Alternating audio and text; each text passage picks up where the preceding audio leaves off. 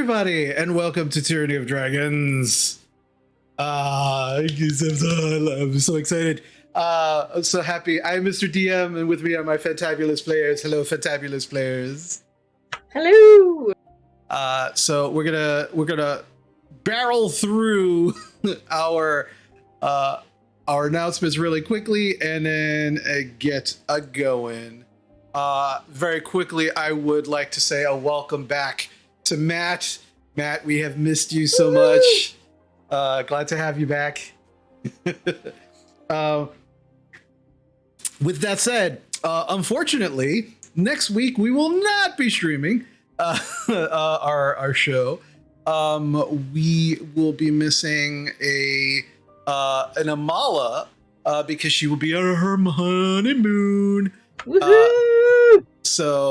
And like I said, there are so many things happening right now in the campaign that we want to make sure that everybody is involved.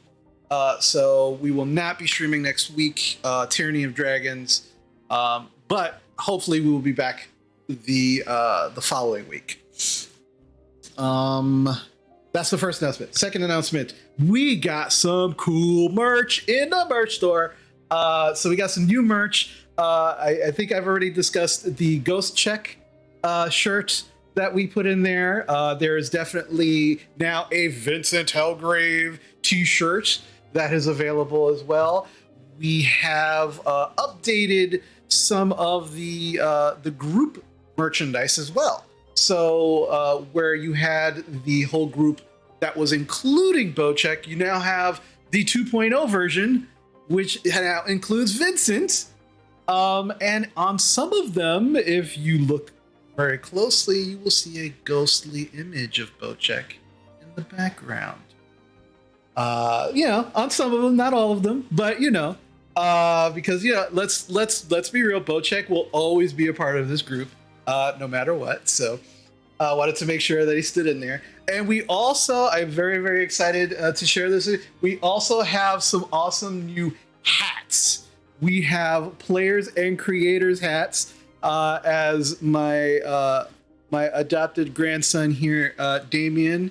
For those who haven't met Damien, he is modeling one of our players and creators caps. We have two different caps. We have the snapback, and then we have the regular. I forget what version this is. It is not a snapback, but it is just a baseball cap. They come in different colors. The snapbacks come in, you can actually get them in two different colors along with the logo on the front. Very cool stuff, new stuff in the merch store. So again, and just to remind you, if you are subbed here on Twitch, if you are logged in when you go into our merch store, you will get a discount. So make sure that you are logged in. All different tiers, tier 1, tier 2, tier 3 have different discounts, but they all are discounted. So make sure that if you do pick up any merch that you are logged into with your Twitch account to take advantage of all of that goodness. And last but not least, for my final announcement, once again, please support all of the amazing content that these amazing people here that you see do. You'll see all of that information during our break. Make sure that you follow them. Make sure that you're listening to them. Make sure that you're doing all of the things that you can do to support them, because these are some fantastic content creators, some amazingly talented people. And again, I can't say it enough. I am so happy to be able to share them with you, not just, playing D&D, but with all of the great things that they do. So please follow them, support them every way that you can, because again, amazingly talented people that I am very fortunate to DM for. All right, and so with that, just kind of jet fired through those announcements, because we are going to start our next session of Tyranny of Dragons.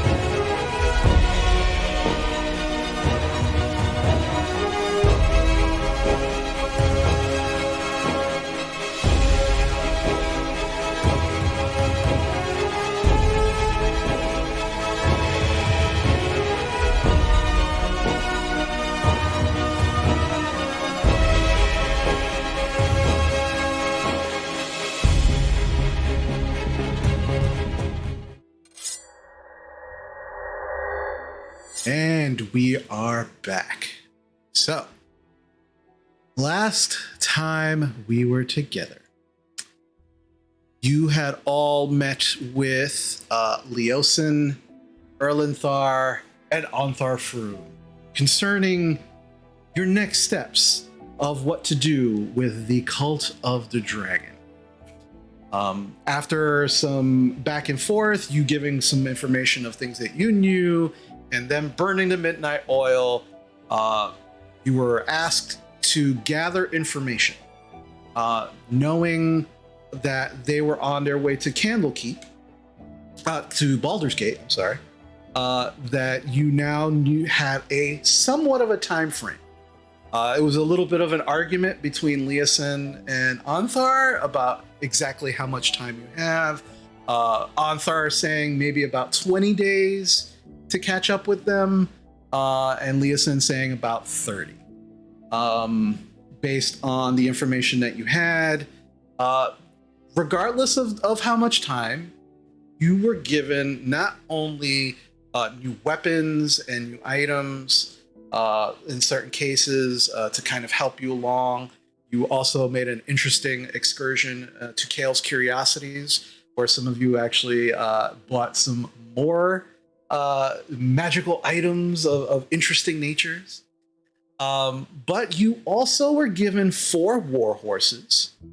And additionally, you all have now at your disposal a boat, a crew, and a captain, who, at this point in time, you are now on board the ship, the Fair Maiden. And the captain, Elias Litwiller, is very happily now taking you to your first destination of Candlekeep. You had discussed what you wanted to do and what kind of information that you wanted to gather, and you figured that possibly you had some time to get to Candlekeep, gather some of this information that you require, and then get to Baldur's Gate in time to, as the plan seems to be at this moment, join a caravan that the cult might be joining, and gathering the much needed information to finally figure out where all of this stolen loot and booty from these raids are making their way to. Additionally, you, on top of your excursions, you did get a few items from visiting the Hellrider headquarters from one Baron Firefist, and you now are on your way there. So as a reminder, the horses did come with names. I can't give you those names again, but you all get to choose what those horses look like. Now, the horses all come with their bridle, their war armor, all of that good stuff. But you get to choose. So, unfortunately, Matt, you were here, so you did get the final pick. The horse that you have, their name is Shasta. But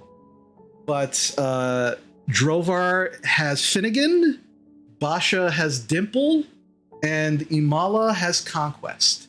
Of course, Warple is riding aloft his mighty steed Teague, as always. So that was not an issue. But the horses are actually in the hold, in the makeshift what looks like stables that they have downstairs for the horses. And while they don't seem very comfortable, they're being well taken care of, and dealing with the sea voyage, as it were. So the captain does come to you as you begin making your way. At this point in time, it's about midday, as you are starting to make sail. And the captain does let you all know that it is going to take about 4 to 5 days to get to Candlekeep. You will actually be passing Baldur's Gate at some point in about maybe 2.5 to 3 days. But once you are at Candlekeep, from Candlekeep, it's probably going to be about a 2-day journey to Baldur's Gate. So with that information, you are now you are set sail on the River Chanthar, and you are making excellent time. This is at this point in time, if there's something that you would all like to do, or a role play that you would like to do during travel, this is the time to do it. Otherwise, we can kind of move forward and skip ahead to certain things. So with my next rank in as part of the gauntlet, I can get skill training of like a vehicle. Can I learn water vehicles along the journey, since I did sail across in my backstory, and maybe kind of freshen up on knot work and all that to get the water vehicle training? Sure. Yeah, so as you kind of approach Captain Litwiller, he's like, well, I am at your disposal. Onthal Froom says whatever you need, I am to provide to the best of my ability. So, yes, absolutely. I will. You can follow some of my hands around, and whatever you need to know, I will absolutely help you with. Okay, and I'll help, and I'll climb around and tie knots. And okay, make a general intelligence check for me, with advantage.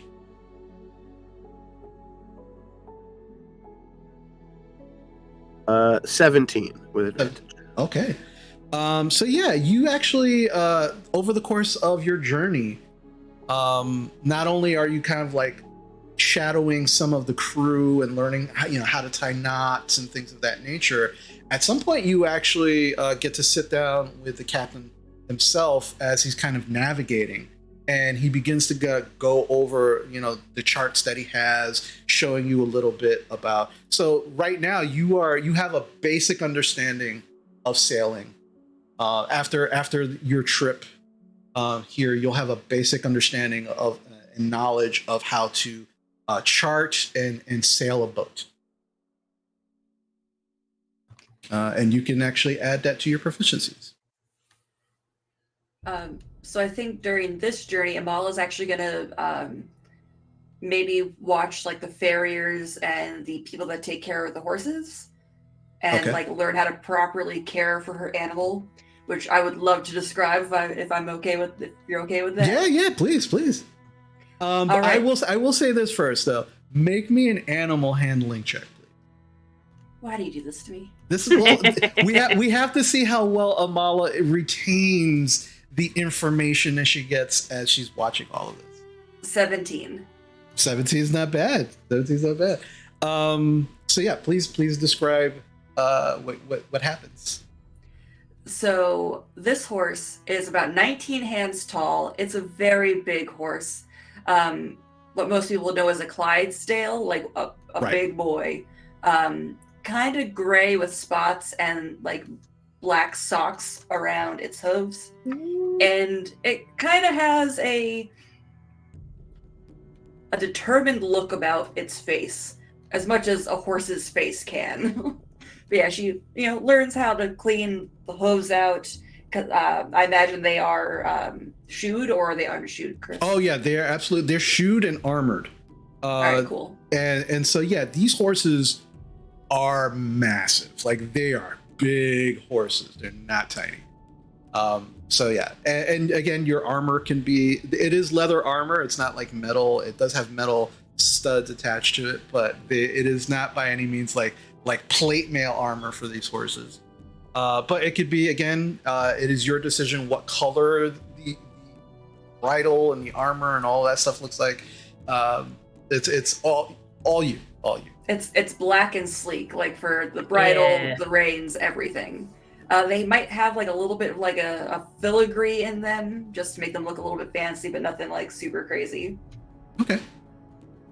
So yeah, you watch one of the crew who seems to be in charge of the horses that you learn his name is Galram. He's a dwarf, seems very kind of hardy, seems like he's got a lot of gray in his beard. Skin is very kind of leather, like almost like leathery, like he's been on the sea for, sailing for a while. He's very happy to actually have some company while he's actually taking care of the horses, and he's very patient, like telling how to brush the horses, and like no, they love it when you take the brush and you just like kind of along the hair, and he just kind of like goes and does and just shows you. You will also watch him as he not only feeds and takes care of the horses in that way, but every now and then he brings them treats, apples and carrots. He has this habit of actually feeding the carrots with the carrot in his own mouth, and actually just kind of like, it almost looks like he's kissing the horses, which is a little weird for someone who doesn't have a lot of experience with horses. Molly definitely tries it, though. She definitely tries it. Yeah, with the 17, I will say that it works halfway until Conquest actually gets really close to your lips, and you can see how large and powerful the mouth and teeth and jaws are of it, and you kind of get a little freaked out and you drop it. But it's not a big deal. Conquest just kind of leans over, picks up what's left of it, and just kind of eats it. And Garam just kind of looks at you. Don't worry, you'll get it. This is after years of me doing this. You'll get it. That was a good try, though. Good try. Thank you. Well, thank you for letting me, look around at what you do and how to take care of Conquest properly. Oh, absolutely. It always does my heart good to see someone really, truly wanting to understand their animal. It's very good. So, absolutely. But yeah, and you kind of like, and you can ask him any questions, and he's very open, very free with his information. All right, so you now have advantage for animal handling when it comes to Conquest. Anybody else would like to do anything during this time? Drovar? Yeah, Drovar is also interested in the horses, not quite in the same, like the grooming of them. He's more interested in the armor and kind of getting a sense of how it works. Dwarves don't deal with horses that much. He has proficiency in land vehicles, so he knows how to like at least take care of them. Right. And then putting armor on them is not always something that dwarves probably they don't have enough horses probably for, like, they don't do cavalry. So he finds the armor very interesting, like how it's made, how it's put together, and probably is kind of getting used to removing it and getting it back on, seeing where where the padding is so it stays comfortable on him. He pretty much, like Finnegan probably doesn't have the armor on most of the time on the trip. He's like, we don't need it here, and he'd just sink if he Oh yeah. The armor is off the horses during travel. And Galram is actually one of the people who is taking care of the armor as well. Right. So yeah, I'd say he's chatting with Galram, probably trying to get used to being able to more effectively and efficiently take the armor on and off. Gotcha. Okay. His focus. Okay. So I will say for you, please roll me. I'm gonna say for this specifically, this will be your choice, either a straight intelligence check or an animal handling check as well. It'll go for intelligence. Okay. 6. So he doesn't wear much armor. He doesn't think about it quite as much as he's just like, oh, why do you want to wear this? Yeah. So Galram is very patient. Like, he's trying to show you what. Yeah. And he does, at the very least, he does show you those buckles and straps that you saw around the actual the actual saddle itself.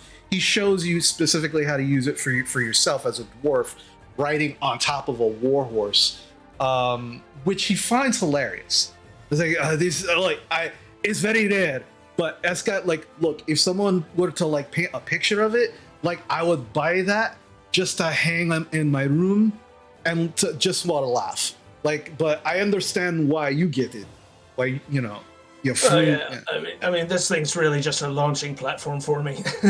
And that's fine. But here, this is how you use the straps. to make sure you don't get launched off of it until you're ready. And he does kind of like show you, but as he goes further and is trying to actually show you the ins and outs of how the armor works on the animal and how to strap it on correctly, you're just kind of like losing focus because this is all weird. Like, you're not a horse person. Right. So you reverse the polarity of the neutron flow. I don't understand any of that. That's just like those were definitely words you said, but they have nothing to do with what I'm trying to tell you. But I thought you mentioned it. I don't know. No, it's fine. It's fine. I understand. Look, it took me years to get to this level, and that was like, I don't even want to tell you how many times I got kicked in the head. But that's what happens. It's not for everyone. So especially those of us of the smaller stature when it comes to these large ass animals. But they can save your ass in a scrape. I will tell you. I believe that. Looks like you got some pretty good ones here too. So. Aye. And he doesn't, and he seems to be like a very like laid back, easygoing kind of guy. Doesn't seem to get frustrated with you at all. Laughs about it a lot, but doesn't seem to get frustrated at all. Just seems actually more happy to have the company, as he's the only one that seems to be taking care of the horses amongst the crew. Okay. Anyone else? Yes. Asha. I need to speak to Jan. I need to have a conversation with my book. Sure. So Basha's gonna like wait till things settle down, like after Drovar initially does his crazy dimension hopping and they like gush about that for like 20 minutes. But anyway, once that happens and he goes off and does his thing and Imala leaves, Basha's gonna find a corner and sit down and take out the book, and she's gonna try and do the thing that she did the one time and actually try to go inside the book to like talk to Jan face to face rather than just like the book, if it happens. Sure. So make an Arcana check for me, please. Okay. That's a 14. 14. Okay. So as you kind of sit there, and once again, your room is actually like a communal room with the rest of your group. There's a lot of hammocks, just kind of like there, but there's plenty of places to sit and kind of get your bearings if you need to. So you kind of take out Jan and you sit there and you start to concentrate. And as you do, you can feel in your hands the book begin to grow cold. And you can feel that kind of cold aura begin to emanate off of it. And as you open your eyes, you are sitting on this beautiful carpet in the middle of a snowy landscape. In the distance, maybe about 10, 15 feet away, actually all around you, almost like a radius around you, there is just a raging blizzard going on. That is not affecting you in any way. You are actually, as you kind of look down, you are kind of covered in some very like warm furs that are kind of over you. You can still see your breath. There's like a bowl of fruit right next to you. And in this kind of 15-foot radius around you, it is just a raging snowstorm. And you eventually begin to hear the large footsteps crunching through the snow, and kind of stepping out of the snowstorm. You see Jan in all his frost giant glory, just kind of step out and kind of looks at you, and it gets a big smile on his face as he looks down, kind of walks up, takes his sandals off, and then just kind of sits at the edge of the carpet, trying not to crowd you off of the carpet. Oh, hello, Basha. I'm so glad to see you, specifically in this way. What can I do for you? I just wanted to check in with you because I feel like I don't know. I feel like when I was hanging out with Bako, I sensed some tension, and I just wasn't sure if it was because he said that he hated books or like what was going on. So I wanted to check in with you, and also to say hello, and also to talk about Candlekeep. So I had multiple reasons for coming. That is fine. I mean, again, I am at your disposal. I am your book. So yeah, absolutely. I'm not going to lie. Yes, detention is very real. Someone says they don't like books, I will take that person. I mean, I am a book. I am a book.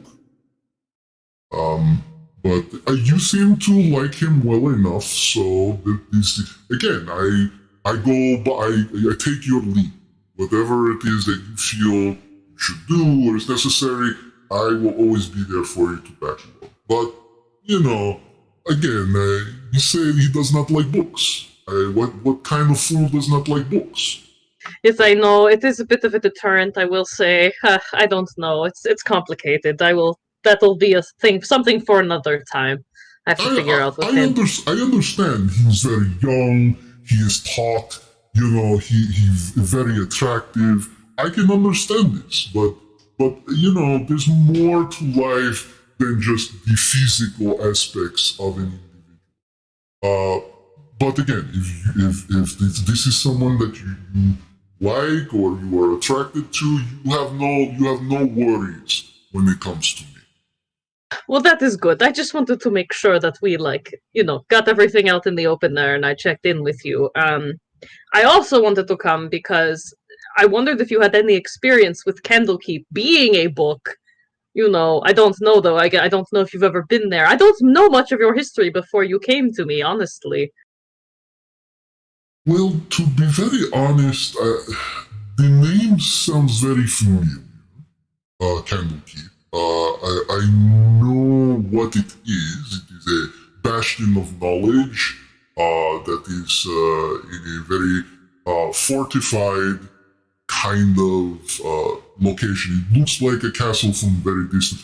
The reason it is called Candlekeep because from the distance, the spires of this it looks like candles. From the distance, so it's very descriptive, the name.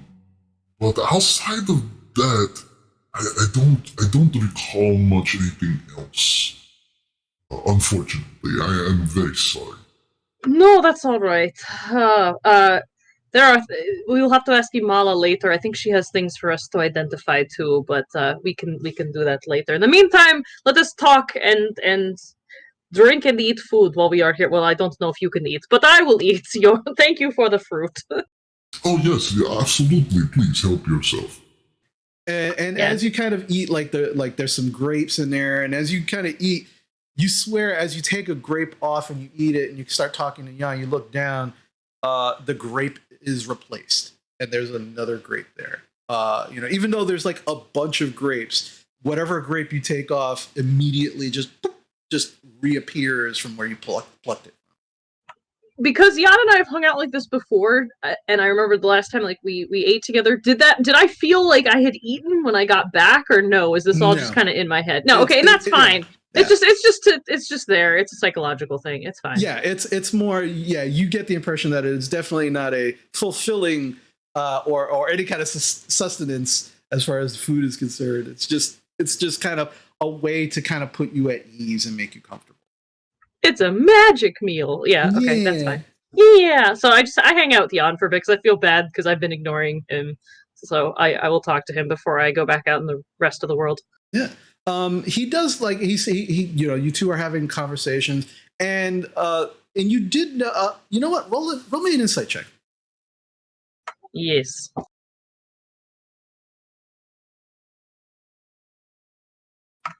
That's a 15. 15. When you asked him about Candlekeep and he began kind of describing it, you did notice like there were some pauses and he seemed like very upset, like he did recall something and it just seemed to kind of leave him, and he seemed like he was a little upset that he couldn't recall more. Interesting. Okay, well that's more a question for the wizards at Candlekeep than it is for him. So at that point then. So I will take note of that though. But as you're having your discussions, he does. He kind of gets very excited in one of the and part of the conversation that he has with you. So I will say this, Basha.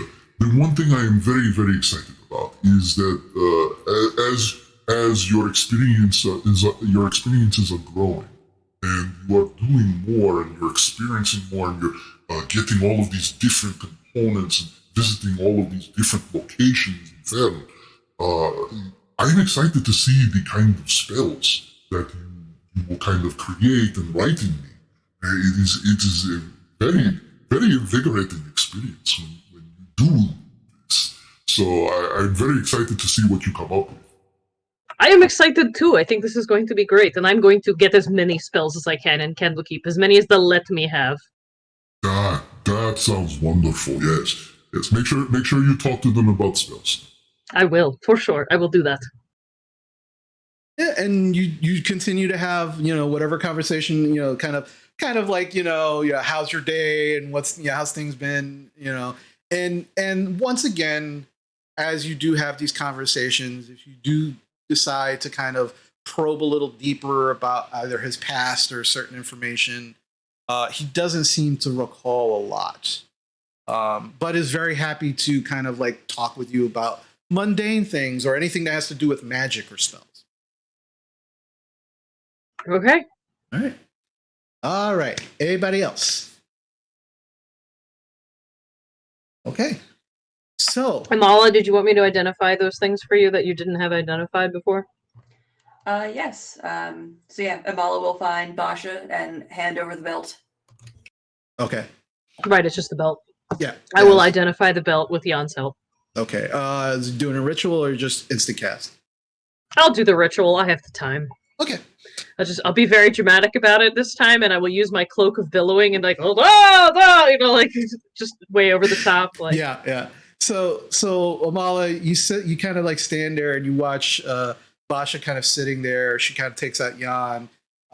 She begins casting the ritual, and you just kind of see her with some chalks and just making these runes, and then she begins to kind of trace these runes in the air, and then you just watch her eyes flash, and also the eyes on Jan also flash. It's still a little creepy.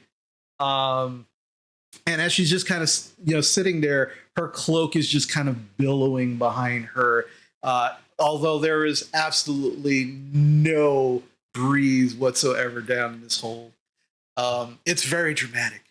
But as your eyes flash, you do hear Jan's voice. This is a belt of dwarven kind. Very interesting, very interesting. Those who wear it that are not dwarves will receive many benefits that the dwarven race has to offer. One of the more interesting aspects of this belt is that you will actually be able to understand and speak dwarven.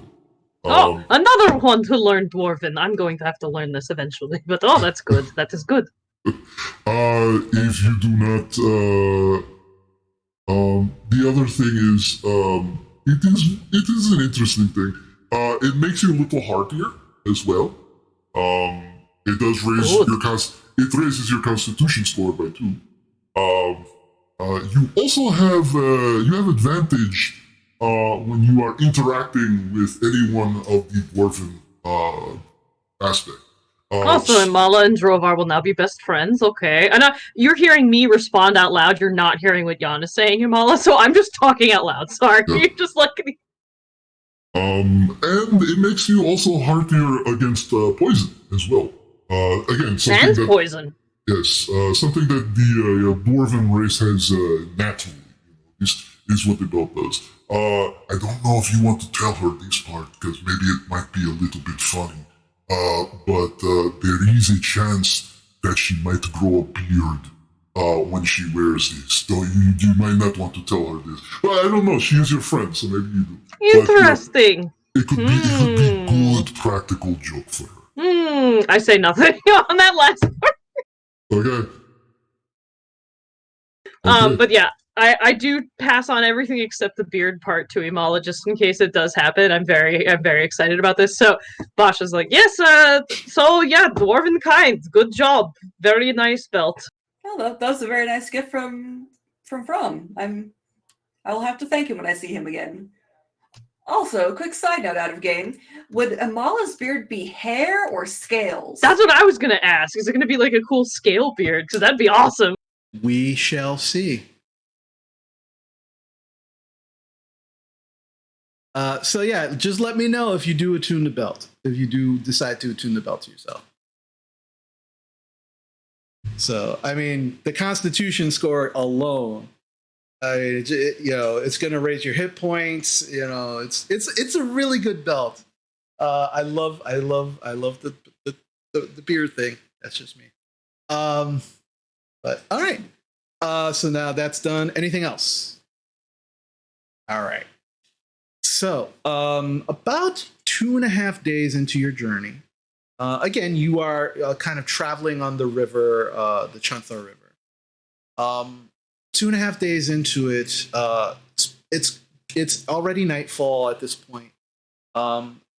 Begin to kind of hear on the wind and somewhere in the distance the sounds of voices. And anybody who decides to kind of investigate and go up onto the deck of the ship, you do see off in the distance clearly what is a city. You can see the candlelight and torchlight, and the captain is, well, right there. That's Baldur's Gate that we're passing right now. Obviously, we're not. That's the second part of our journey, but first part, not a problem. Just make sure, want to show you. Can't really see it as dark as it is, but it is a fairly large city. Once we get into port there, I can give you some more information, or I can give you whatever information you like. But yeah, it's a very interesting place. Well, what's so interesting about it? As someone who's not traveled. Well, I don't know about 20. I don't know if you heard about the all that craziness with the children of Baal about 20 some odd years ago. Crazy things when you're kind of related to the god of murder. A lot of crazy shit going on in Baldur's Gate. They've thankfully cleared all of that up, from what I understand. But I tend to try and not stay in Baldur's Gate for as long as I possibly can, because once you get associated with the god of murder, not a place you really want to stay the night. I tend to stay on board if I have to stay more than a day or two. I don't like to go into the city, but they claim it's safe. I don't know how true that is. But anyway. Vincent just kind of stares off at the city. Longingly, or should I roll insight? More nostalgia. Okay. Those were the days. Murder. No. Murder. Yeah. So, but not too long after passing Baldur's Gate, you do start to see that the river begins to open wider, and now you are no longer in the Chanthar River, as you are beginning the second leg of this kind of journey to Candlekeep, where you actually are now you're off the coast, off of the actual Sword Coast, traveling on the Sea of Swords now. And again, this is the captain does let you all know that as long as you are traveling close to the coast, there tends to be little to no issues with piracy or any kind of wild creatures in the actual open sea. He tends to kind of avoid that. That's how he stayed alive so long. But once you actually get into the Sea of Swords, he's actually pretty happy because it seems that that'll be at least another 2 days before you actually reach Candlekeep. As those 2 days kind of go by, Warple, you've been shadowing folks and watching what's been going on. Amala and Drovar, Galram has been a pretty good host as far as being a farrier and showing you the ins and outs of the animals that are now in your charge. You do begin to see in the distance, maybe a day and a half later, these spires that very much appear to be candles, these large stone candles. And you can see it in the distance. Even those with the lowest passive perception can actually see them. And it almost looks like candles on a birthday cake. But as you do approach, you do see that the captain does actually veer the ship somewhat closer to the coast. And he begins to explain, well, see, there's no proper port over at the Candlekeep. There is a port a little further in, off of the Way of the Lion that actually leads into Candlekeep. It is kind of secret, but I've been doing it I've been a captain for going on 30 years now, so I know all of the little ins and outs and secrets, and I've done some business with them in the past, which is why Froome has put me in your charge. So we're going to be heading there, and once we get to actual port, you got about maybe half a mile's ride to the actual Candlekeep itself. It's not too far, so no worries. And as you actually start getting closer and closer, he calls all of you up onto the deck. And you can see that the ship is headed right into what looks like these sharp rocks and reef. He is not diverging from his course. He is kind of headed straight towards these rocks. Captain? Yes, you dear. know there are rocks ahead, yes? Oh, yes. They're right there. I can see them. It's not a problem. Okay. And continues to kind of just, steering the ship right into them. Why are we going into the rocks? Won't that damage your ship? He kind of chuckles a little. You'll see. Drovar is picking out a spot. It's like, okay, is that a distance? Can I bamf over there yet? No, not yet. Not yet. Okay, and he just kind of stands up next to Basha, just like, all right, if things go bad, I think I can get us to that thing up there. Okay. Yeah, you see one of the crew is actually like on the front of the ship, just kind of looking over, like looking right at the rocks. And then you just watch as puts up one finger, puts up two fingers, and then puts up three fingers. And as he puts the third finger up, you watch the captain actually like open up this small box that's like sitting next to the wheel. Takes out this like purple colored stone. There seems to be like a number of these stones in this box. And he crushes it in his hand and turns to this kind of purple glittery dust. And as it does, it floats out of his hand straight towards the rocks. And as it does, you watch as this purple glitter seems to kind of almost attach itself to the air. And you watch as the ship begins to, as it's just about to hit the first set of sharp rocks, it just continues to go. And you're like bracing yourself, getting ready to hear some kind of like scraping or like just hurt, something. And then the ship continues. I let go of Drovar. And I go to the edge and kind of look down to see are the rocks like just passing through the ship, or what am I seeing when I look over the edge? So as you look over the edge, you can see the rocks, and just as where you are on the ship gets to those rocks, the rocks just disappear, and you seem to be in just regular water. And as you look, maybe about half a mile away, what you couldn't see before is you actually see a dock.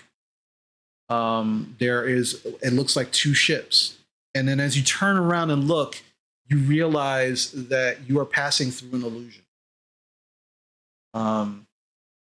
And as the ship continues, as you look behind the ship, you can see the rocks beginning to kind of fill back in as the ship just continues. And as the captain kind of looks at all of your kind of confused faces, he goes, "Oh no, well, yeah, it's an illusion, of course, to keep people, the undesirables who shouldn't be coming to Candlekeep by boat, from finding a place to dock. And believe you me, if I didn't have the actual way to get in, those rocks can be very real." So that purple dust. What is that purple dust? Oh, that's think of it as a key. If I didn't use that, I didn't crush it at exactly the right time, yeah, we would be in the water right now, ship completely destroyed. I just kind of exchange a glance with Drovar. I'm just like, it's just as well. I think where I was going to take us would have put us still in there. We might have fallen through into the water, or I don't know. Yeah, that would have been bad. Yeah, you look at the rock, like one of the tall rocks that you saw that you thought you could bamf to. That was clearly one of the illusion rocks. But eventually, you do make your way to the dock, and it's not very large. You can see just a few buildings. There seems to be enough space for 5 ships to actually dock. There are no other ships currently docked at this moment. And as the ship begins to pull in, the crew begins to kind of jump over the side, starts tying off the ship. And they put the gangplank down, and Gowram begins to kind of bring your horses out to you one at a time. And the captain is like, "All right, so yeah, if that's the way of the Lion Road right there. If you just follow that, they'll take you straight to Candlekeep. It's the only place you can go, unless you want to go the other way, which I don't know why you would. But yeah, just follow it to Candlekeep. I'll be here until you are ready to leave to Baldur's Gate." Do we want to bring our crates with us? I thought we would bring everything with us, right? Okay, I'm just making sure. I don't know if we're leaving our crates on the ship or if we're bringing them to Candle's Keep. I know that was better to bring them with us. We'd hate to get all this way and find somebody got on the ship. I will definitely help carry them because I would like for them to be with us. I mean, I think Basha's just going to create a disc. And that's where I use my instant thing instead of the ritual one. And there's a disc. Yeah. Disc. Floating disc. Yeah, the crew, they take your crates and they kind of put whatever it is that you're not carrying on yourselves, they begin to kind of put it on the disc.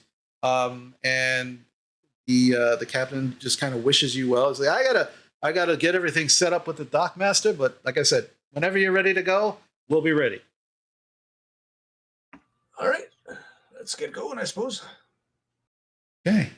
So you begin making your way down the way of the Lion, towards Candlekeep. And again, in the distance, as you are kind of leaving this area, as you get onto the way of the Lion Road, you turn around to look at the docks, and they're not there.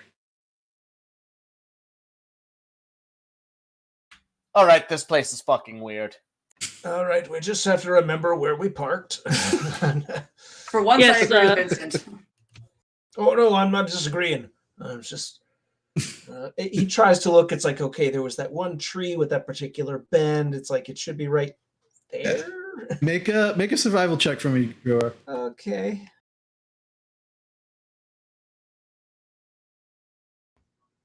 Okay, 17. 17. Yeah, you begin to kind of pick up on some natural markers that'll actually give you a really good idea of where the docks are, and where you need to come back to without any issues. Right. I'm pretty sure. So go up, look over there and there. That looks like the spot where we go down to the docks now. You know, you figure the folks in there would know how to get us through this if we have to, but if we need to do it ourselves, it should be right there.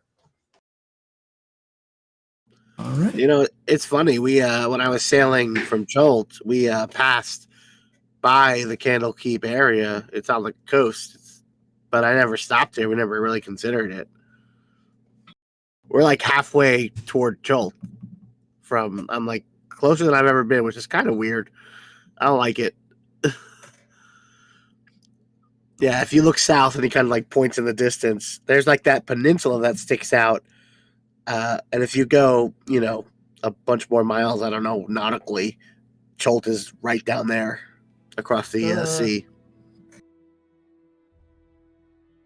DM, we still see the water, we just don't see the docks, right? Yeah, the water is still there. You can see the rocks, but you do not see the docks at all. It just looks like natural coastline. And then just water. Drovar, would you mind pointing out where we exactly parked our boat? And Vincent starts folding a piece of paper. All right, so yeah, but by this tree, you see the tree with the one curve there. I think basically we'd go up there, and that's where the start. That one sharp rock right there, that's the start of the path going down. Vincent's going to fold a paper boat and use the cantrip origami, and a paper boat floats out to like where we parked and just starts circling that area. Okay. As you kind of send it, are you walking to the shoreline, or are you just kind of sending it from where you are? I'm going to place it in the water and then. Okay. As you kind of walk maybe about 10, 15 feet off of the road towards where the docks should be, you all watch as Vincent disappears. Vincent, you feel yourself kind of, you didn't realize it before. Now that you're actually looking for something, very, very faintly feel as you pass through this illusion. And you now see the docks. And yeah, you're able to walk over to the shoreline, put the boat in the water, and turn around, and you can see you see your compatriots on the road. You just kind of walk towards them. A few minutes later, you all see kind of Vincent just kind of materialize as he's walking towards you. All right, so all you really need to do is step off the road. Okay. Well, we tested that. That's good. We might have to come back here in a hurry. Okay. So you begin making your way on the road towards Candlekeep. And again, you can't, at this close, even though it's about half a mile away, it is a massive looking structure. You can see those spires just shooting up, even more so now as you're approaching. And as you're actually going up the road, you do realize that it is on a slight incline. And as you begin to kind of look to the sides, you can actually see that now the shoreline is actually beginning to get a little higher. And now as you are approaching Candlekeep proper, you realize that it is probably about anywhere from 100 to 150 feet on each side of the roads. Just sheer rock going down into the water. As you get closer, there is like what looks like a small little building on the right-hand side of the road, and two individuals in purple robes exit from this small building as they see you kind of holding up their hand to you. The first one approaches, kind of bows to you. The other one staying by the shack. Greetings and welcome to Candlekeep. What can I do for you this day? Yes. Thank you. Yes, we are here with actually some books to bring, and I have letter of introduction. And did someone else have a letter of introduction, or was it just me? I'm expected. Oh yes, and Master Gorple here was expected as well. Interesting. In what way were you expected, sir? I'm trying to find his name. But I will repeat the name of the Neverwinter head librarian who sent the map ahead of me to be researched. Okay. as you're talking, you watch as he just kind of makes a gesture, and a piece of parchment and a quill just appear in the air. And as you're talking, you're watching as the quill begins writing on the parchment. And he just continues. All right.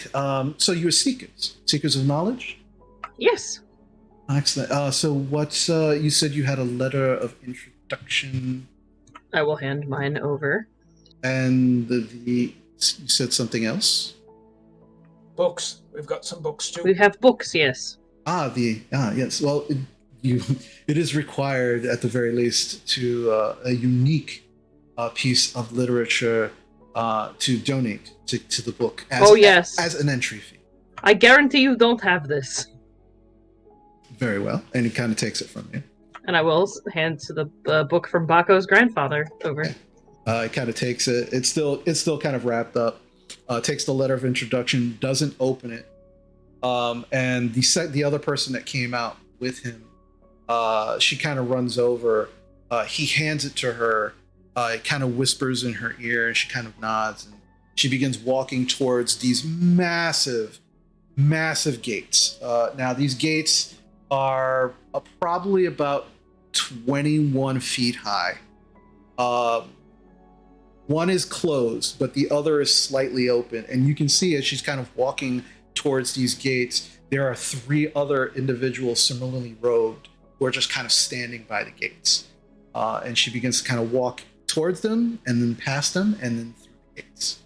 And as she does, the person who's speaking with you. So, yes, Liana, she's going to inquire about specifically what you were saying that you expected. We are going to pass the letter of introduction and the literature to one of the great readers, and very shortly we will know that if you have been granted entry. So I just ask if you just please be patient for a moment. Sure. We should have an answer shortly. Is this the one that did the quill flourish, or was this the other one? No. This is he. As he's talking, the quill is still writing. I'm actually going to summon my quill and be like, look, I can do that too. He kind of looks at you. He says, that's quaint. Yes, not as quaint as this, and I'm going to summon Jan's head as well. And he kind of looks at it and goes, very interesting, very interesting. I hope that you will gain entrance and enjoy your stay here at Candlekeep. Thank you. And he just kind of stands there staring at all of you, and you can just right now the only thing you hear is the kind of scratching of the quill on the parchment as it is just going a mile a minute. It's kind of like floating in front of him, and it's just still writing. What's it writing now? We stopped talking. Oh no, we do take a description of all seekers that come for entry to Candlekeep. It's just regulations of what we do. Make sure you get my good side. if you're drawing it. It's no, written. No. Never mind. It is just written description. Should you gain entry, I will of course ask for your proper names, and they will go along with your descriptions, and we will continue. And he just stands there, just watching, and you get a really good look at this guy. He looks like first off, he's half elven, so he's got the pointed ears, not as pointed as some of the elven individuals we've seen. Completely bald. And just has like this kind of like pencil thin, like brown mustache, and has got both of his hands inside of his very, very large sleeves, as he's just kind of standing there, kind of looking at, and he's got like a slight smile on his face, and he seems like a pleasant enough person, but it's just kind of, this is very much his job. Got it. About 15 minutes pass as you're all just kind of standing there. And you watch as 2 individuals come out of the gate. One of them is the woman that left with the letter of introduction and the book. And standing and coming next to her is a young tiefling, gray skin, horns that kind of like come up and then just go back. They have like very, very like jet black hair that's kind of like slicked back into a long braided tail that kind of wraps around their neck. They are also wearing purple robes. And as they approach, you can see that their eyes are just yellow. There are no irises, there's just yellow eyes. And they kind of both kind of shuffle towards the individual just kind of standing there. The tiefling has something in their hands and goes up to the person that's been kind of like writing everything about you, and just says, "Sir," and just kind of hands him a sealed letter, and kind of cracks. You hear the wax seal crack. Unrolls it, looks at it. Very interesting. Excellent. Congratulations, Seekers. You have been granted entry into Candlekeep. Enjoy your visit. This is Adjutant Irony and motions to the tiefling. The tiefling is like, "Hi, I'm Irony. Nice to meet you." Irony will be your guide. Anything that you require, he will be able to take notes and bring you anything that you need, show you around, any questions that you have. Irony will be able to hopefully provide you the answers, if not, at the very least, be able to point you in the direction that you require. But before you do enter, if I could please have your names. Yes, I am Basha Borscht, and I spell it for them because I'm used to that by now. Yeah, you just watch the quill is just going nuts. I am Imala Alaros, and I will also spell it out. Excellent. Vincent Helgrave. Right. Drovar Ironhelm. All right. Excellent. And I'm Gorple Lurky Pokey. Excellent. All right. Okay. And one last thing before granting you entry, I must I will lay out the rules of Candlekeep for you, and I will ask that you swear that you will follow those rules. It's the only other thing keeping you from entering. While you are in Candlekeep, no fighting is allowed. No stealing of any sort. No copying. There are ways that you can absolutely take notes, and there are other things that Irony will explain to you that you will be able to take the information with you. However, you cannot copy any of the tomes that you will be perusing, should you be perusing tomes. That's why I'm assuming you're here. And no damaging, marking, or otherwise modifying any of the works. Should you be found to do any of those things, that will result in immediate expulsion from Candlekeep, and you will be banned from this location henceforth. Is this acceptable to you all? Yes. Yep. Yes, but does copying mean I can't learn spells? Irony will explain in more detail. That is. Yes, I what they... agree then. Excellent. All right. So, excellent. Irony, this is all for you. And he's like, okay, great. Yeah, so follow me, and I'll give you the tour. Come on. And as you're looking, Irony seems to be pretty young. Irony seems to be kind of like a teenage kid. The robe is dragging a little on the ground, like it's a little too big for him.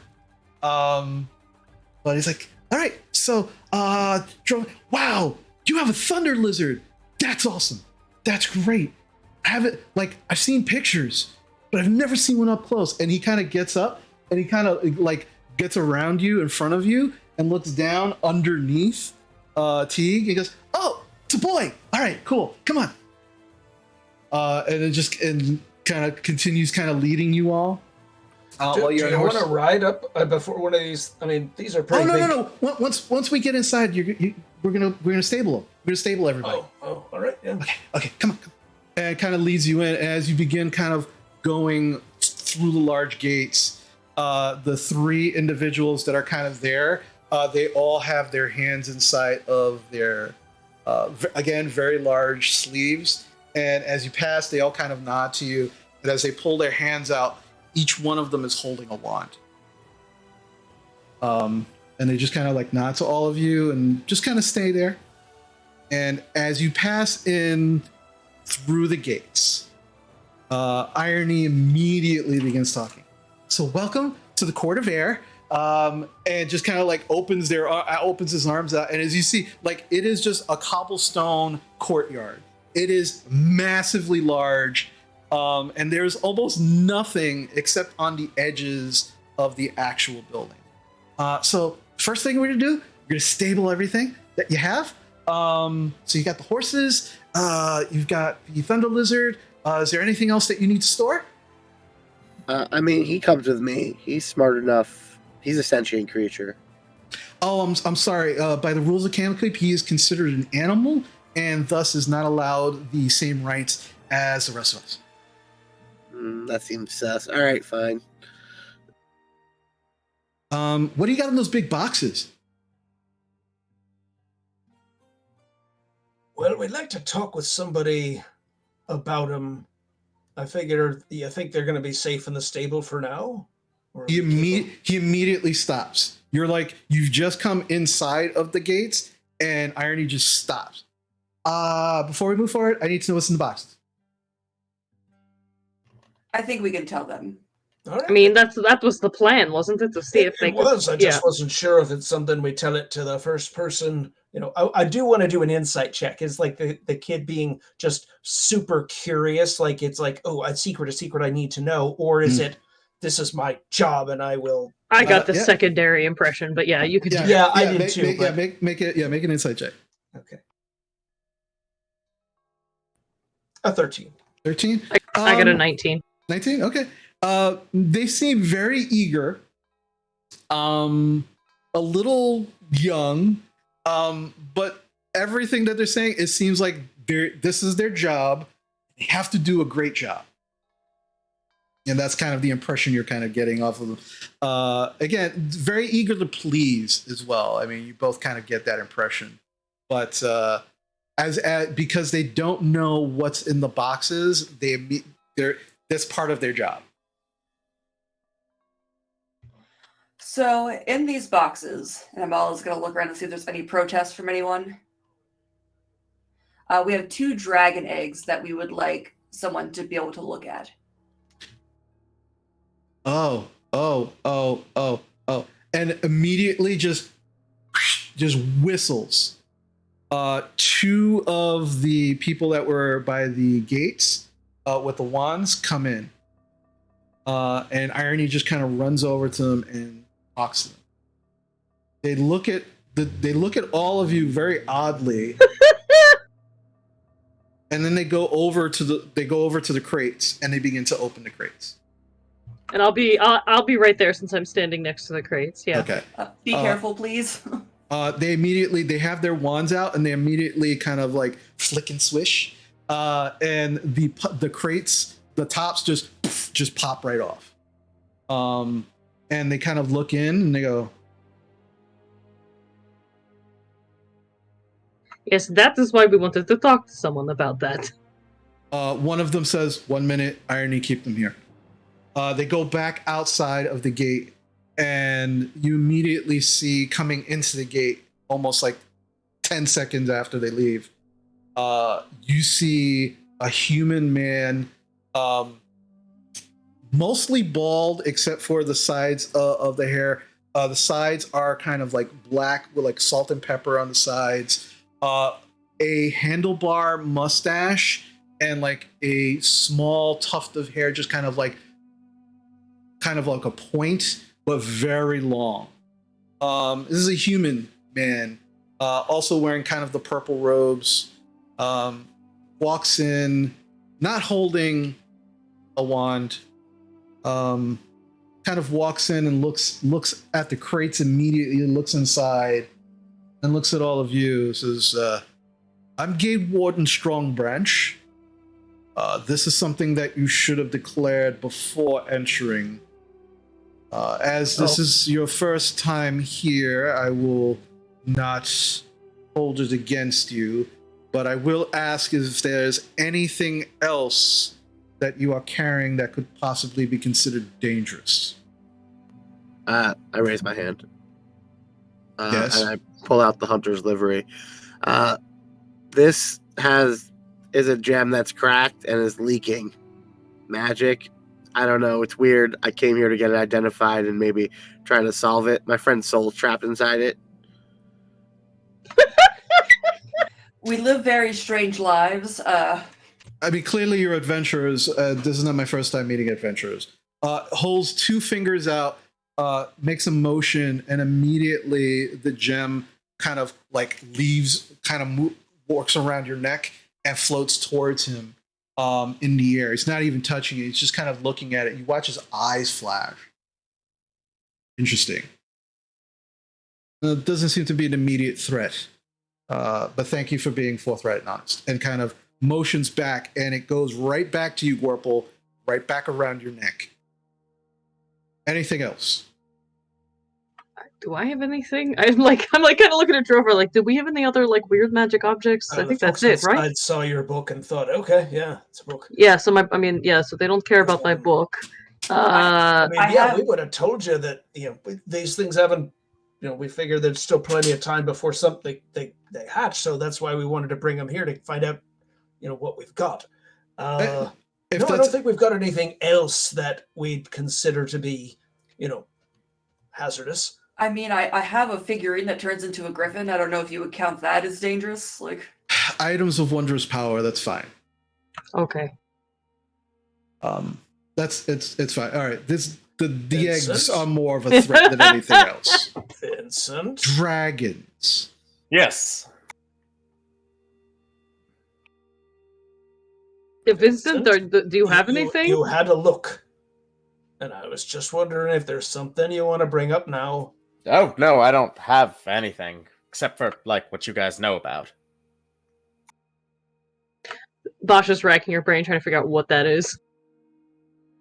Yeah, and the gate warden is just staring at all of you right now, just kind of like, all right, Irony, tell them to use the stasis stable for the eggs. Irony's like, yes, sir, yes, gate warden. All right, goodbye. Turns around and just kind of walks back out of the right back out to the gates. I mean, do they have someone here that knows about dragons? Hopefully. We're gonna find out. That's fine. He's like, he looks at this huge place. It's like, well, there's got to be one, but they might have to find him. Oh yeah, no. We got so many people who know so many things about so many things. So it's fine. But yeah, just come with me. And begins to once again lead you to the stables. As you approach the stable, and the stables are a little bit off. So as you're kind of walking, Irony is now continuing. It's like, well, as I said before, welcome to the Court of Air. Over here, and kind of motions to the first building you see. That's our bath and steam house. A lot of seekers use that, not only to, obviously stay clean while they're here, but sometimes they find a nice steam is a good place for a meeting. And so sometimes you'll find some guys in there, some seekers in there, arguing or having debates or kind of talking about stuff. But yeah, that's there for your use. And here's the stables. And it's the second building. It's also the blacksmith. So if you need anything repaired or fixed, the smithies there, they're excellent. They can help you out. Let's get everything set up for you. And immediately just kind of like bangs on the side of the door, which is open. You don't hear any kind of like the normal smithy noises, but there is a very warm breeze that kind of like is coming out. Drovar, you are very familiar with the forge breeze, as it were. And as he kind of knocks, you see this very, very hardy dwarf.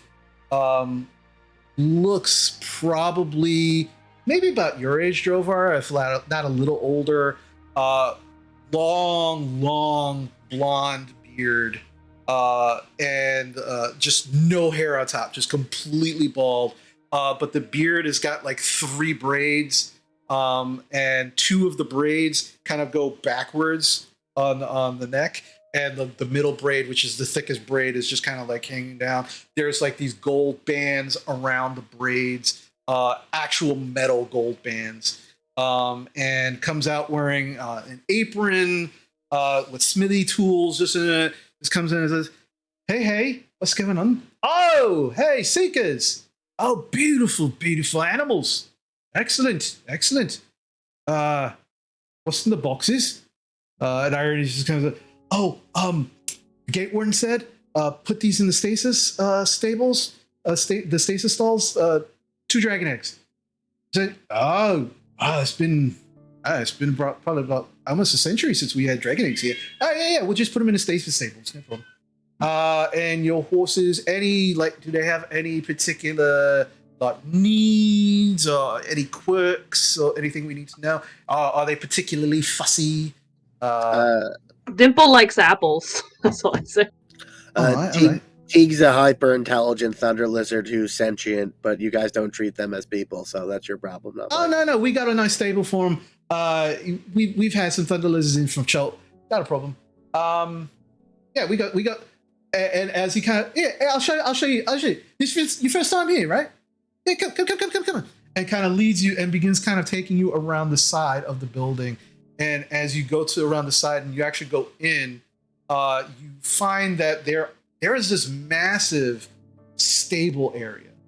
The first kind of dozen or so stalls that you see seem to be for like horses. And he goes, all right, so this is just for your normal, regular, horses, whether they're, horses, war horses like you have, or what have you, any kind of, we have plenty of space for them, as you can see. But we also have seekers that come in with some varied kind of creatures, so we got to make room for them too.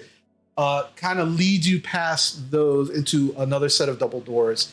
As you go in, you now smell like this weird. It's like almost like an acidic smell, along with meat, and just you also smell like what smells like fresh jungle. It is very, very odd. And as you go to the first stall, all of the stalls have closed doors. There's no, you can't actually see into the stalls like you could with the horses. All right, well, so for a perfect example, opens up like it's a half door, opens up the top half of the door, and inside the stall, you see a griffin.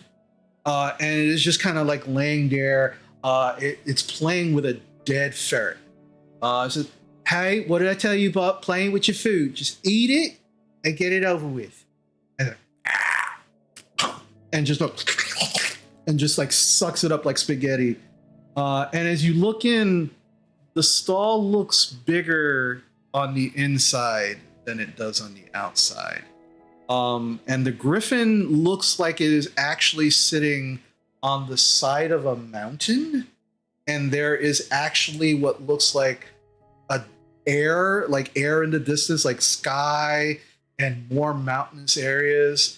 He goes, yeah, so we created like these special stalls for specific creatures. So we've got a couple of griffin, we've got a couple of wyvern, we've got some stalls for, some seekers come in and they have mastiff mounts, things like that. So we got special places for them. But for your dragon eggs, we're just going to put them in the stable stall, the stasis stable. It's just going to halt everything that they do. It just kind of like, it just stops time. essentially, and that way they'll be safe, and so will we, in case anything should happen. So it doesn't harm them, though, correct? Like it just stops them Yes, and it won't Oh affect them? no! Believe me, there's no harm. We don't want to harm any animals. We're here to take care of them. And for your thunder lizard there, we got a couple of stalls over here, and it kind of makes the way a little further down. Opens up one of the closed stalls, and as they do, you immediately hear the sounds of jungle creatures. You can see the fronds of palm trees, the smell of the jungle air just coming in. It should be pretty quite helpful and happy in there. And there's plenty of game in there for him to hunt. So he can hunt on his own, feed himself. There's water. There's a waterfall probably like a mile down. And so he'll be able to he'll be perfectly fine. We check it, but we check on him every hour. Make sure do you have a vet? Because he has a small disease, and I want to see if maybe your people could help try to look at it. And I kind of like point to like the blackened scales. You mind if I take a look at him? No, please. All right. He walks over and begins to kind of like inspect some of the scales. He's like, oh yeah, this seems to be kind of probably magical in nature. I'll call someone in and take a look at him. Yeah, no problem. Not necessarily a vet, but if it's a magical disease or something of that nature, they'll probably be able to take care of it. It's beyond my capability, so I figured I'd ask. Oh yeah, there's plenty of people here, so I'll have somebody come in and take a look at him. No problem. And you see like a few other dwarves come in. They begin kind of taking the crates. They don't touch the eggs themselves. They just take the crates. You watch them open a door, and this stall looks like a normal stall. And you just watch the first crate kind of place down, and then you watch as they take this very long, it looks like this 2-pronged stick, and they begin kind of pushing the crate into the stall. And as they push it in, it gets a little further in. They do the same thing with the second one. And as that happens, the dwarf that I was talking to you says, yeah, well, I mean, they can't carry them in because they'll just stop. Because time just freezes in there. So they gotta use the stick. It's just the best way to do it. It's not that they don't want to touch them. It's just, it's the best way to do the job. And I'm sorry, I'm very rude of me. I'm Carol Hemmerbond, by the way. My family's operated this place for generations. So very, very happy to be here and very happy to help. If you need anything for your animals, or anything like that, just please let us know. Yeah, Drovar was curious. All the dwarves do seem to have the same style of like jewelry or braids or whatever, showing that they're kind of related. A little ostentatious, a little more ostentatious than you recall from where you live. Yeah, they show a lot of bling here. Yes. But it's all decorated the same way. It's like there's definitely the family resemblance, at least in sort of the style and the way the jewelry is and everything. It's like 100%. Yeah. All right. So your animals are all stabled. They're going to be taken care of. If there's any issues or whatever, we'll find you in the hearth and we'll kind of go from there. But let us know if you need anything. And also, the smithy is always open. There's always somebody there in case you have any issues, need something fixed, or maybe even need something made, depending on how long you're staying. So just let us know if you need anything. Thank you. We appreciate that. No worries. All right. Good to see you, Arnie. It's like, okay, thank you. It's good to see you too, Carol. All right, come on. We got a lot of we got some more places. We got to get you settled in, and then I gotta answer your questions. And I got some questions for you. We gotta get you all set. Come on. Arnie just kind of begins like rushing you out of the stables. Very, very energetic tiefling. You do, and occasionally you do see kind of like the swish of his tail. It seems like it's trying to push its way out from underneath the robe. Doesn't get very far, but you can kind of see it poking through the fabric of the robe a little bit.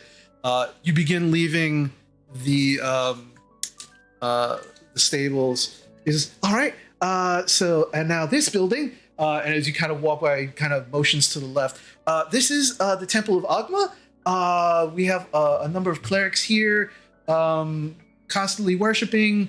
They obviously are this, avowed here, so they can help you with things too. If any of you, I don't know if any of you actually worship Agma, this is probably the best place to go. But yeah, that's the Temple of Agma. We're gonna get you to the hearth. And let's see, hold on a second. Actually, what we need to do before we get you to hearth, let's get you to the house of rest so you can put your belongings down, and then we'll go to the hearth. We'll have some drinks, we'll have some food, and then we can kind of like get to know each other, and I can figure out how I can help you. So right after the Temple of Agma, which again is just beautiful, it's almost like a miniature cathedral. It is just this beautiful round domed top, completely made of stone. You can hear chanting just in the air. It seems to be mostly coming from this temple. All right, so this is the House of Rest. This is where all seekers who come to Candlekeep stay while they're here. You are supplied, because you have been granted entry. You are supplied with rooms for free for as long as you're here. If you need bigger accommodations, shouldn't be a problem. But just let us know. Let me know. Kind of walks in, and as you walk into what looks like a very modest, like ranch style building, as you enter this building, it takes your senses a moment to readjust, as this building looks bigger on the inside than it does on the outside. Clearly this building has 3 floors on the inside, whereas on the outside it looked like a ranch building. So do you like to like all sleep in the same room? Do you all need your own individual rooms? I want my own room. Yeah, that's fine. Like, if you all need your own rooms, that's fine. I just I know some adventurers like to stay together. Well, sometimes they're married, I mean, like adjoining rooms or a suite, or if you suite maybe. If you've got like something like that where there's a bunch of bedrooms all in a central area. God, you got the space for it. Yeah. Wow. And as you walk in, it's very quiet. It's also like this very calming. You can smell what smells like incense, just kind of like permeating the air. And it's not very strong. It's just a very subtle kind of incense. But as you're kind of making your will known as to how you'd like to stay, Irony's like, oh no, absolutely, yeah, whatever you need. Come on.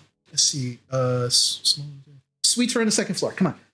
And they begin he begins kind of walking up these stairs. As he walks up the stairs, you can see maybe about 3 or 4 people that are just kind of like sitting. As you walked in, it was like a huge, almost open day room, where there are some couches, and there's just 3 people max, just kind of like sitting there, reading books. And Irony begins kind of taking you upstairs. It's like, okay, so there's 1, 2, 3, 5. Yeah, so 1, 2, yeah, there you go. 5 rooms right there, all together. They're not occupied. These are the suites. So just take whichever one you want. They all look pretty much the same. If you want them to look different, just think it. Before you walk into the room, think about what you want the room to look like. What? Here, okay. I'll show you. And so Irony just kind of goes up to a room, opens the door, and as he opens the door, you look inside. It is like a presidential kind of suite looking kind of room. Like, there is a huge poster bed. It is clearly like a king size bed. There is a massive wardrobe. There are 2 tables. There are chairs. It looks like you could have a small party in this room, right? But the walls are all stone. He goes, watch. Closes the door. I want this room to look like my room at home before I came to Candlekeep. Says it out loud. Opens the door. The room is now much smaller. You see like books and books, just rows of books all over the walls and a very, very small like twin bed. And it's just, like, see, this is before I came to Candlekeep. This is what my room used to look like. And Where's all the extra space go? And it just closes the door. It goes. It's magic. I mean, it's just like it goes somewhere else. It's an extra dimensional space. It changes. It's fine. See, I've she never knows. seen anything like this before. This is bizarre and very, very neat. Yeah, Basha like runs up to a door like cackling to herself and like closes her eyes and like opens the door, and it's very much like her room back in Neverwinter. So, but like very like, you know, like the Polish painting like designs like all the way up to the ceiling, but also like it seems like it's a combination because like of all the adventures that she's had, like the windows are kind of overlooking like mountains that are very reminiscent of Fandelver area, like, you know, like it's there's some other things dispersed in there, but like definitely like her old room.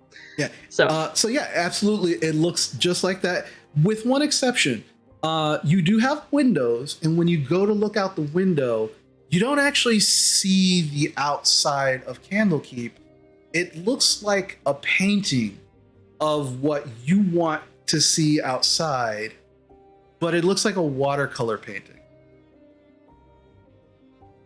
Nice. All right, Amala's gonna walk up to her door and try this out. Like, all right, let's see what this can do. And she opens up the door, and it kind of looks like a temple to Bahamut. Yep. Like very like filigree, very like lots of silvers and golds, and it's very extravagant. She tried to think of the most extravagant thing she could possibly think of, with like a crazy like king size bed and like a fireplace and just ridiculousness. Oh yeah, there's 100%. The fire's already going in the fireplace. You do actually hear what sounds like a canary song.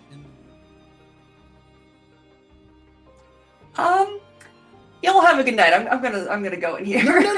Irony's like, no. You can play with your room later. There's a lot of stuff we got to do. I mean, just put your stuff in your room. Make your room how you want it.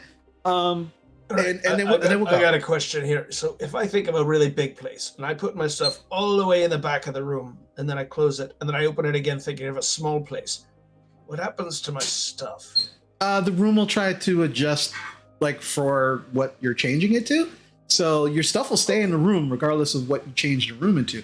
But it'll just kind of like, if you make it a small room, it'll just, you know, like it'll put the stuff in the corner, but you know, it's going to take up the room it's going to take up. Okay. None of your stuff disappears if that's what you're worried about. I don't know what I'm worried about. Wait, now I want the hot spring in my room. Wait. Basha's just gonna like mess like while you guys are opening your door. She's gonna like fix her room. I'm very much with you, Drovar. It's very bizarre. Yeah, Drovar eventually, he stands in front of the door for a second and he finally just and he just opens it and it's the default. You know, there's no thought whatsoever to it. He's just like, and he puts his pack down like right by the door. Okay. Like right inside, and just he's like, okay, got my stuff. Just shuts the door. It's like, right. Let's eat. Fair enough. That's perfect. Okay. That's it. So when Vincent opens the door into his room, it's all made out of like a vague white stone, including the furniture. A lot of the furniture is like what you'd read furniture looks like, but someone who's had more experience with the concept of furniture than actual furniture. Gotcha. Okay. There's a little bit of unnatural edges and curves to the furniture that, you know, again, doesn't translate from a picture into 3D. Yeah, I got you. A 3-leg chair instead of 4. You know, I see. And it's still upright for some reason. Yeah. Or even farther, like just someone who's maybe not even seen a picture, just like read about a armoire. Gotcha. Okay, yeah, and so you kind of put your stuff in there. Gorple, what about you? He just opens it and it's like a terrarium. It's just like a heat rock, some like water. There's like, it's like a jungle terrarium, and he's like, great, perfect. Put this stuff inside. Party in the terrarium later. I mean, It's a balmy 85 degrees, so that's fine. I must say, IRL, that would be my dream room. Just like a rock with a heat lamp. lizard heaven. All right. So what's your rooms are kind of the way you like it, and you start, kind of put your things in. It's like, okay, so let's go to the hearth.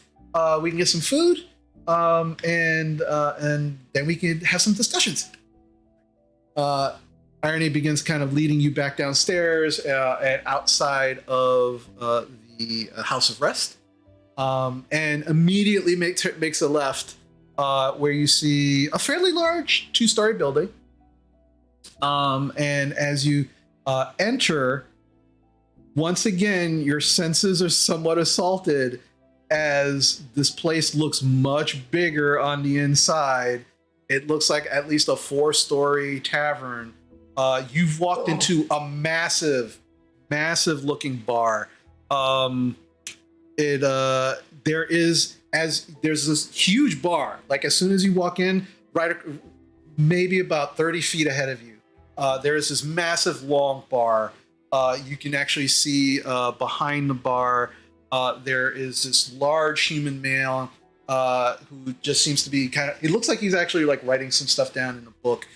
He's wearing these kind of green robes, and above the bar on the wall is this it looks like this round, iridescent, glowing ball. And it's just kind of like just glowing. It's got these kind of like pearlescent kind of colors to it. And there are at least half a dozen large tables, well made, like just beautiful wood tables with equally beautiful chairs around them. You can see to the left side of the actual bar, there is this massive fireplace. There are couches, like very comfortable looking couches around the fireplace. And almost like right next to the fireplace in this massive chair, you see an ogre. There's a pile of books to the right of the chair. And there's this ogre just sitting there with this tiny little book in his hand. And he's just kind of like just reading this book. And he's wearing, and one of the weirdest things besides this being an ogre in this bar, he's wearing this kind of like gold circlet around his hand, around his head. And weirdly enough, like very, very like form-fitting yet comfortable looking silk traveler's clothing. And he's just kind of sitting there. Is it okay? So welcome to the hearth. And as you walk in, the only other people in this bar is what looks like the bartender and this ogre. And as the doors close, it kind of like a very audible thunk.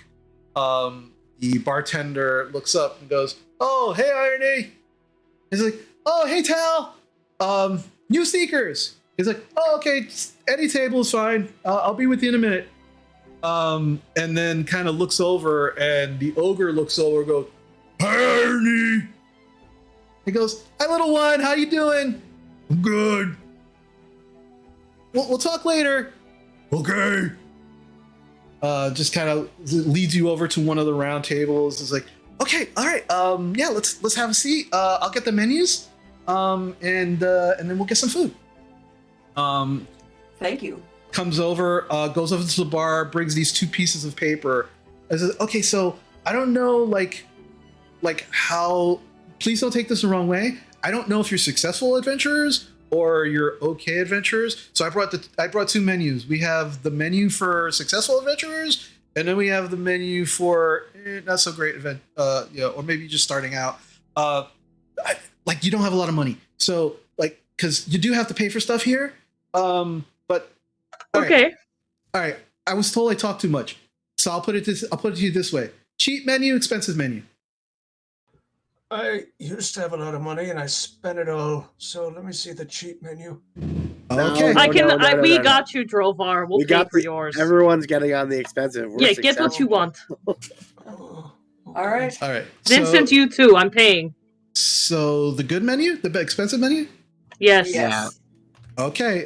It takes one of the menus and runs back to the bar, leaving you with the other one. And you see that it is an actual like restaurant style menu, which says the Hearth on the top, and then you see appetizers: boiled buttered taters, 2 silver pieces; potato onion soup, 2 silver pieces; cabbage, sausage, and potato soup, 2 silver pieces; elven bread, 3 silver pieces; entrees: cottage pie, 4 silver pieces; peppered steak with roast vegetables and potatoes, 5 silver pieces; fish and chips, 4 silver pieces; sausage and tomatoes with bacon, 4 silver pieces.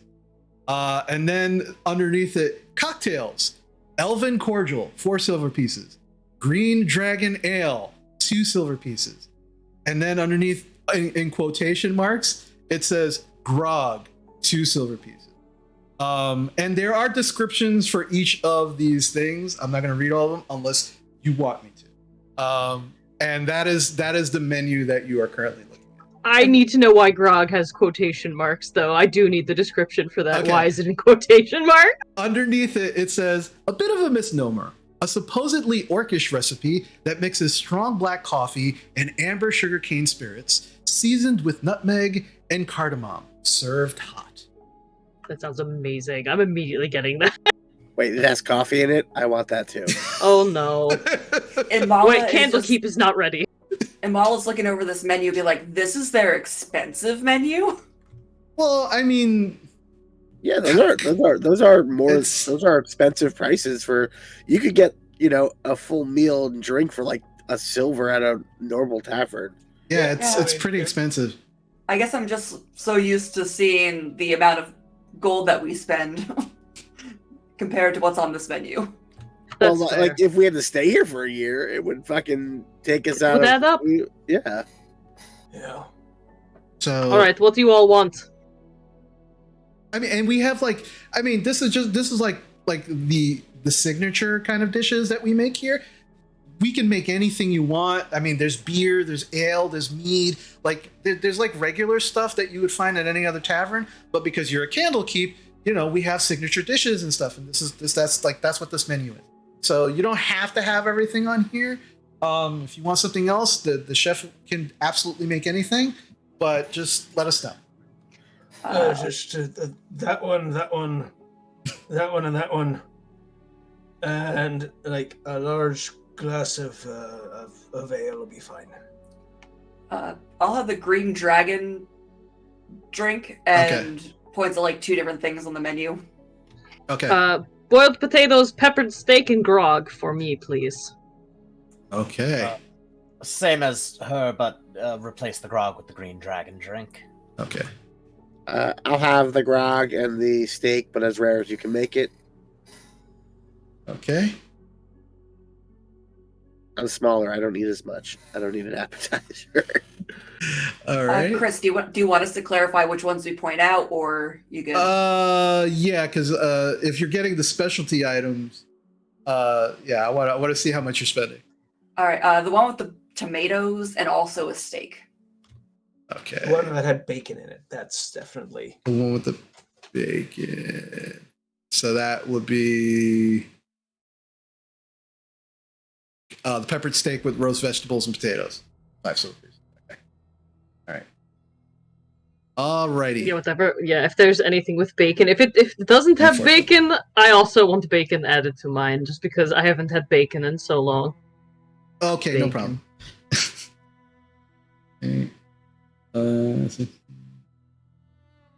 Okay. So after like Irony's writing all of this down, kind of runs over to the bartender, kind of gives it to them. Okay.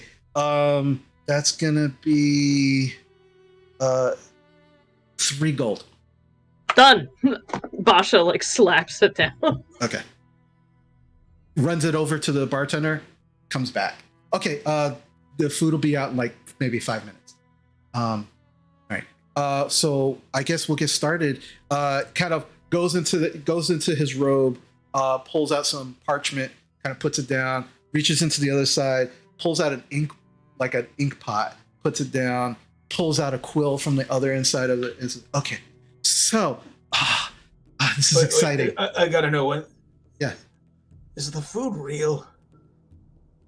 Yeah. I've been coming into these places that are big. Oh. Yeah, it's real food. Oh. Okay. What kind of question is that?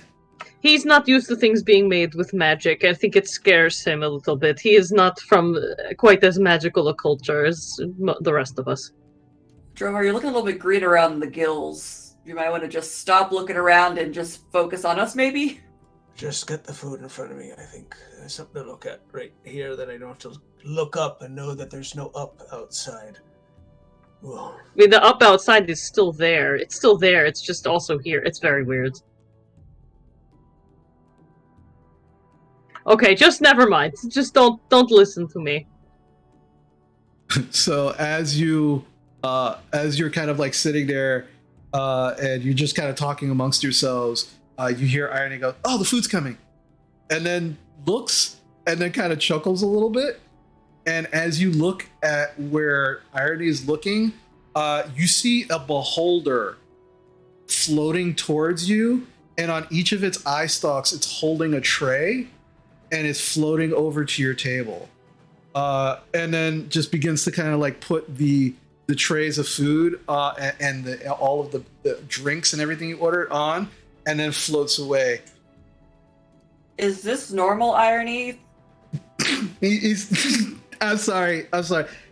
They do this for all new seekers. It's an illusion. It's not real. The food's real, but it's just a servant. It's just like they just put the illusion of the beholder on them. Yeah, I was gonna ask, how does that poop? It only has a mouth. But okay, thanks. You're funny. I like you. You tried that already. Okay. They just do. It's like a thing they do for like, hey, welcome new seekers. Yeah. So I'm sorry if it scared you or if it bothered you, but yeah, it's always funny for me. Just sorry. wasn't It's honestly- expecting it. It is not our first beholder, at least for some of us. Oh. Wasn't there one in the mines that we had to like convince to not kill us? Oh, that weird eye thing. Yeah, that's why I was like, this is not the first time you asked This that one- question. That thing had arms and legs. It had a big eye, but it. Oh, never mind. No. The one that you saw had 4 eye stalks and The one spectator. eye and a Right. mouth. Got Right, it. as a Okay. spectator. Never mind. I this I one- lied. didn't that Good question job, though, Jim. probably. He was okay, but that. Oh. He was alright. He was a little weird, but he was alright. Good spectator guy. He's home now. Yeah, he's home and happy, I hope. So Drovar starts eating. I'm not going to do it on camera, but basically he just finally starts just putting his hand up like this, so he's not looking up, and he's just kind of, oh, that's easier. Okay. That's easier to deal with. He may ask someone to get him a hat. So as you're all eating, and you see kind of Irony, pulling out the quill and everything and getting prepared to ask you questions, that is where we're going to take our break. All right. Yeah. So we will be back in a moment as Drovar just walks around blindfolded, and we will be back shortly to see what happens next in Candlekeep. We'll see you soon.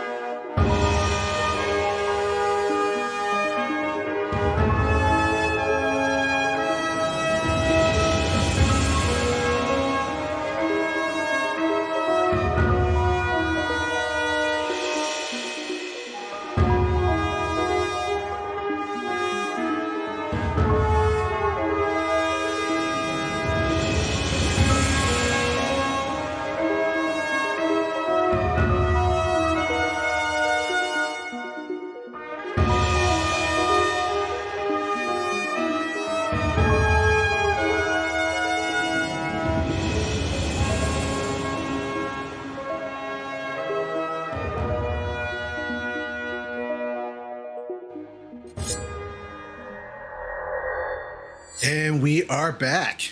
So, you are all sitting in the hearth currently as you are kind of eating the food that you had ordered. The little tiefling Irony is kind of pulled out a bunch of parchment and a quill and some ink and is kind of preparing to get you all settled in and prepared for your experience here at Candlekeep.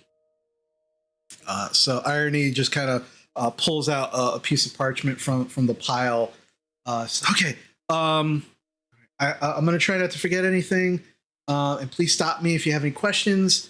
But I'm going to kind of give you the what I'm giving you the tour, but I'll give you a little bit about other things, and then you can tell me. Hopefully, I'll answer some of your questions in the description, and then if I hadn't, you can then ask your questions, and then we can kind of go from there. Sound good? All right, cool. All right, so looks at the paper. Welcome to Candlekeep. No, I did that already. Yeah, you're in the heart. I showed you that. Okay, so while you are here at Candlekeep, I am Adjutant Irony. They are very, very big on titles. I don't care. You can just call me Irony. It's fine. But we do have readers. We have great readers, and then we have avowed. Hard to tell who's who unless you've been here for a while, because we all mostly wear the purple robes. But adjutants like me, we basically we are kind of new. We're learning. We're learning all of the ins and outs of being here at Candlekeep. I'm going to eventually be I'm going to be the first reader here. But I got a long way to go. So, but what we can do is the adjutants like myself, we help guide the seekers. Seekers are you, anybody who comes seeking knowledge, anybody who comes seeking anything. So we are here. If at any point in time you don't think that I'm helping you enough, you can request a new adjutant. I'm gonna do my best for you. Believe me, whatever you need, I'm gonna do my best to get for you if I can. But if you want a new one, you can request a new one. That's no problem. No, you're stuck with us, Matt. Don't worry. Okay, cool. You guys all seem pretty cool. So all right. I lick my eyes and say, we'll see. Weird. Okay.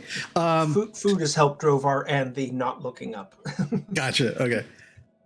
So there's a bunch of things. So obviously you were told, you can't fight here. You can't copy anything. However, we do have, if you want copies of any of the books, you can go to the House of the Binder and they can make copies of books for you.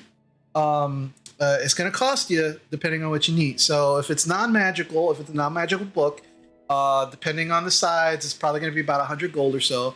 Probably take a couple weeks to just kind of transcribe everything into a new manuscript for you. But it'll be yours, and you can take it from here, and no problem. Or if you need to go and then come back and pick it up, you can do that too.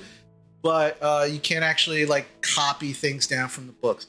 Now, if you do require books, nobody's allowed past the Emerald Gate into the library proper.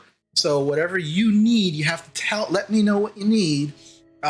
Make your requests. I will go to some of the readers. They'll take it and look at your requests, and then they will pull the relevant books that you need. Once you have the books that you need, we'll go across the Court of Air to the Pillars of Pedagogy. And that is, right now, that's where everybody is. That's where most of the seekers are right now. Because it's about lunchtime. Everybody who comes here is usually pretty intent on finding the thing that they're looking for. So you're probably not going to see a lot of people until probably about dinner time. But the Pillars of Pedagogy is perfect for research and everything. Most of the rooms have silent spells built in on them, so you can't be disturbed, and you'll be able to kind of concentrate and focus on whatever you're researching. And then again, if the books that are pulled for you don't seem to be relevant, you let me know. I'll go to the readers again, and then they'll pull the relevant things. But again, if you need copies of them, you got to go to the House of the Binder. If they're magical books, like if they're spell books, the House of the Binder can make copies of spell books for you too. Because they're magical, it's going to be a little quicker. Because non-magical books, they got to like literally like write everything down by hand. So it's going to be, let's see, kind of looks at the page. A copy of a spell book costs 50 gold per level of spells contained in it. So, for example, if you have a spell book that has 2 third level spells, 4 second level spells, and 6 first level spells, which is 20 spell levels in total, that's going to be 1,000 gold for that spell book. But if you want to look, like if you want to request spell books, like different types of spell books, if you're looking like for specific spells and stuff like that, let me know. I'll get them to the readers. They'll pull the relevant books, and then you can take a look and see if those are the ones that you want. So you can't just take individual spells. Like they won't let you just do that. Do you have to take the whole? You have to get a copy of the whole book. Yeah, they're kind of picky that way. But there are certain books that have like a number of spells that have been here for years. That probably like so. All right, you know how you gave us a book to get in, right?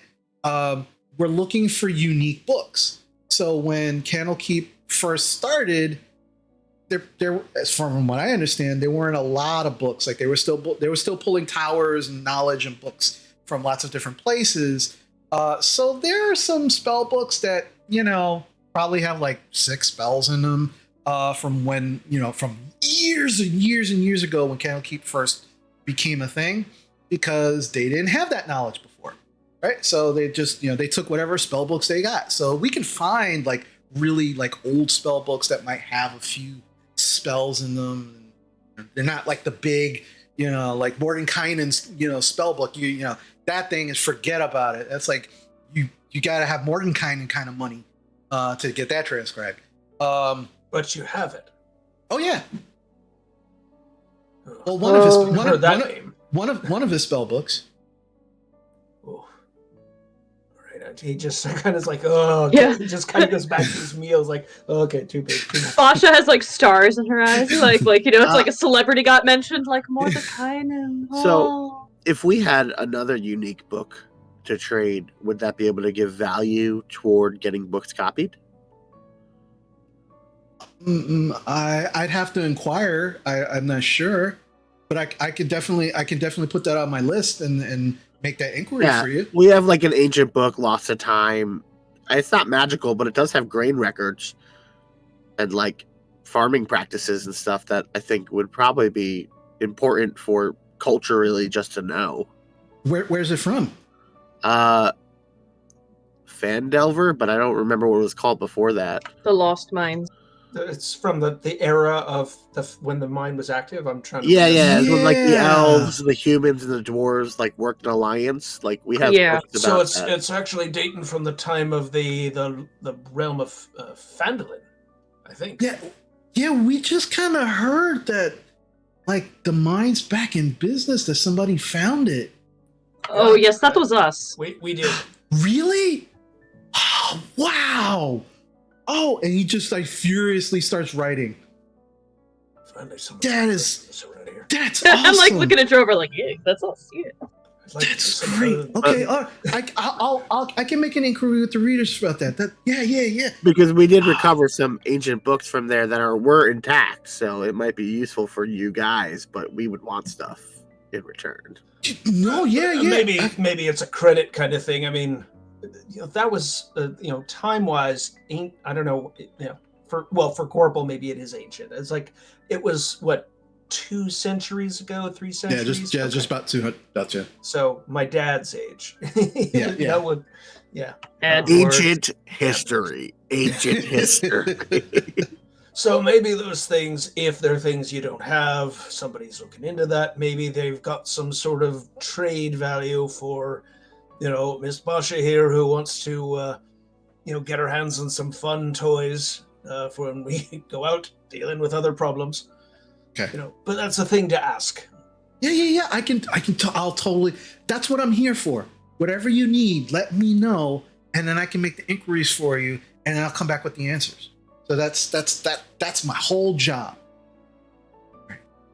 Awesome. Grain books from Fandelver. Okay.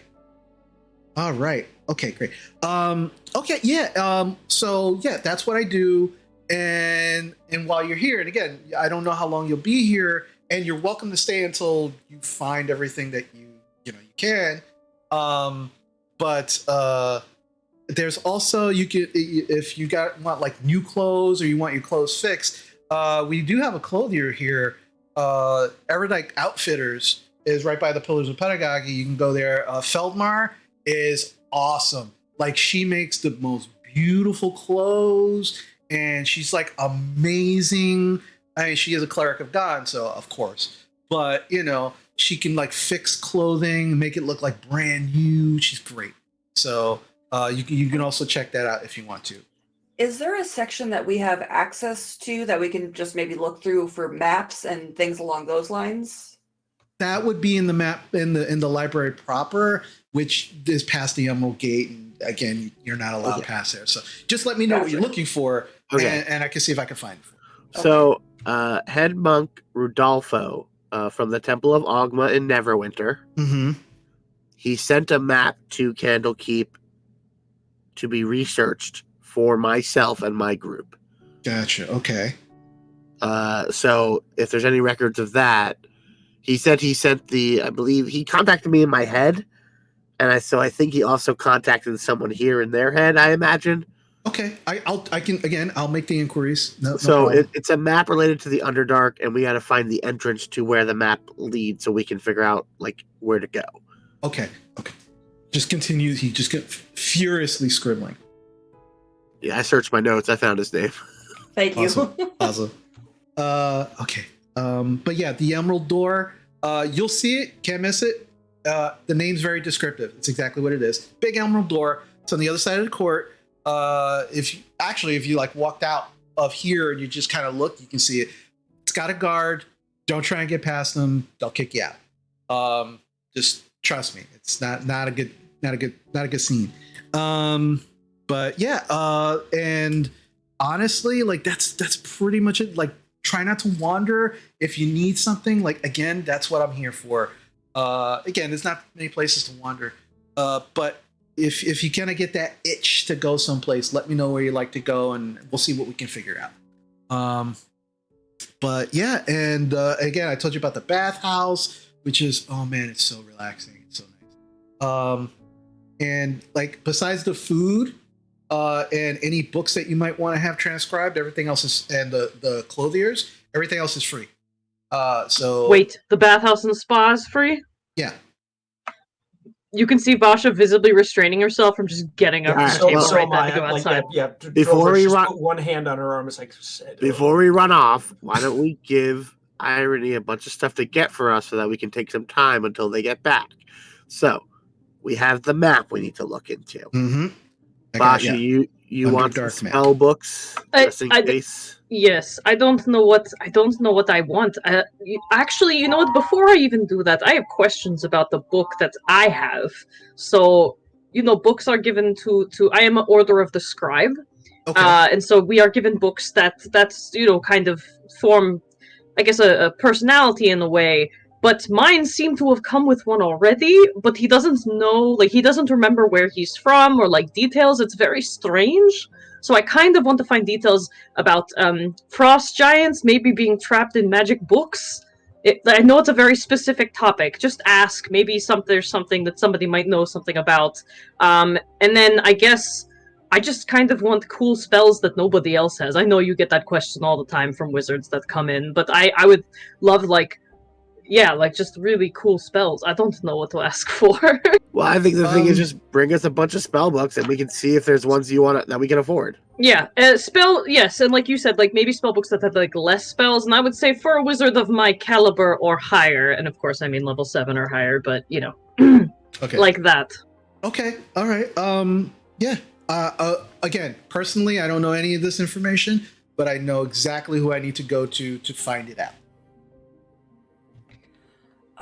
I would like to request a book on creation centered around Bahamut and Tiamat, please.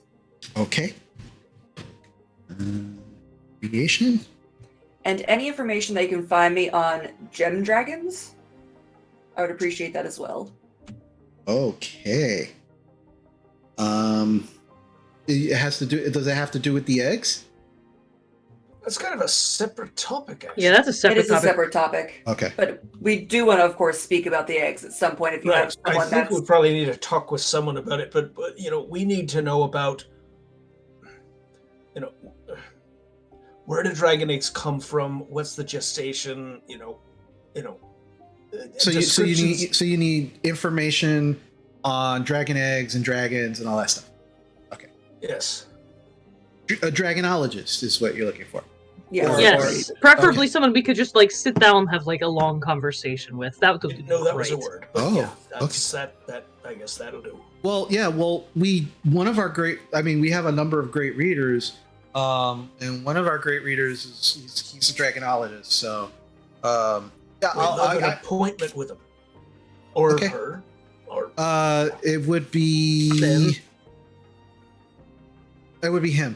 Yeah, that's Feminor Scrivenbank. Yeah, that's yeah, great. That's great reader Scrivenbank. Yeah, I can definitely try to make an appointment for you.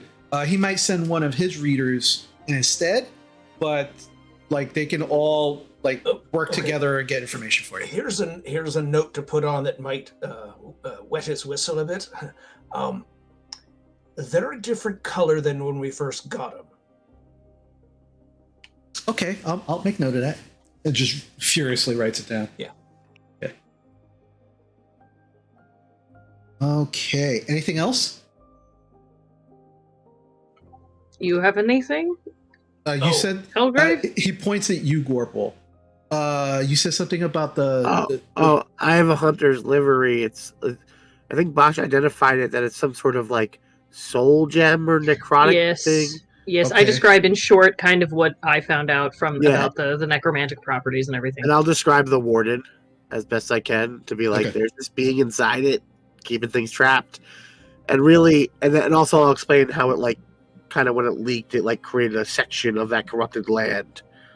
So that, yeah, if we can figure out how to solve this, that would be really great. Yeah, maybe somebody. Yeah, and this may be another conversation we need to have with a person. If somebody knows a lot about necromancy, trapped souls, that sort of thing, we might need that too. I don't know. Okay. Now that we're finally getting, we've been sitting in that damn other city for so long. I've been forgetting about this. All right, Cult of the Dragon.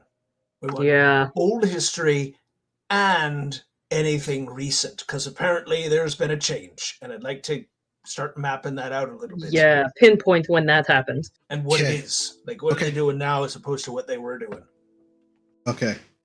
Gotcha. Cult of the Dragon. Got it. Okay. Anything else? Do you have anything that you want to look up, Vincent? Any kind of questions or information? Nothing I can really think of right now. I mean, you guys covered most of what I want to look into. Okay. Can we get some books on like basic culture and society of the Sword Coast? That. Like just some basic etiquettes and stuff. Sure. Yeah. Okay. I kind of like do a lick of one eye toward Vincent. All right. Basic etiquette, Sword Coast. Yeah. No problem. Okay. Okay. So that's a lot of stuff. That's great. Okay. Yeah, sorry, it's a lot. No, that's great. Normally I have like seekers that come in and they're like, oh, I just want to know how to make a magic sword, or just like one boring thing. You guys brought a whole list. This is great.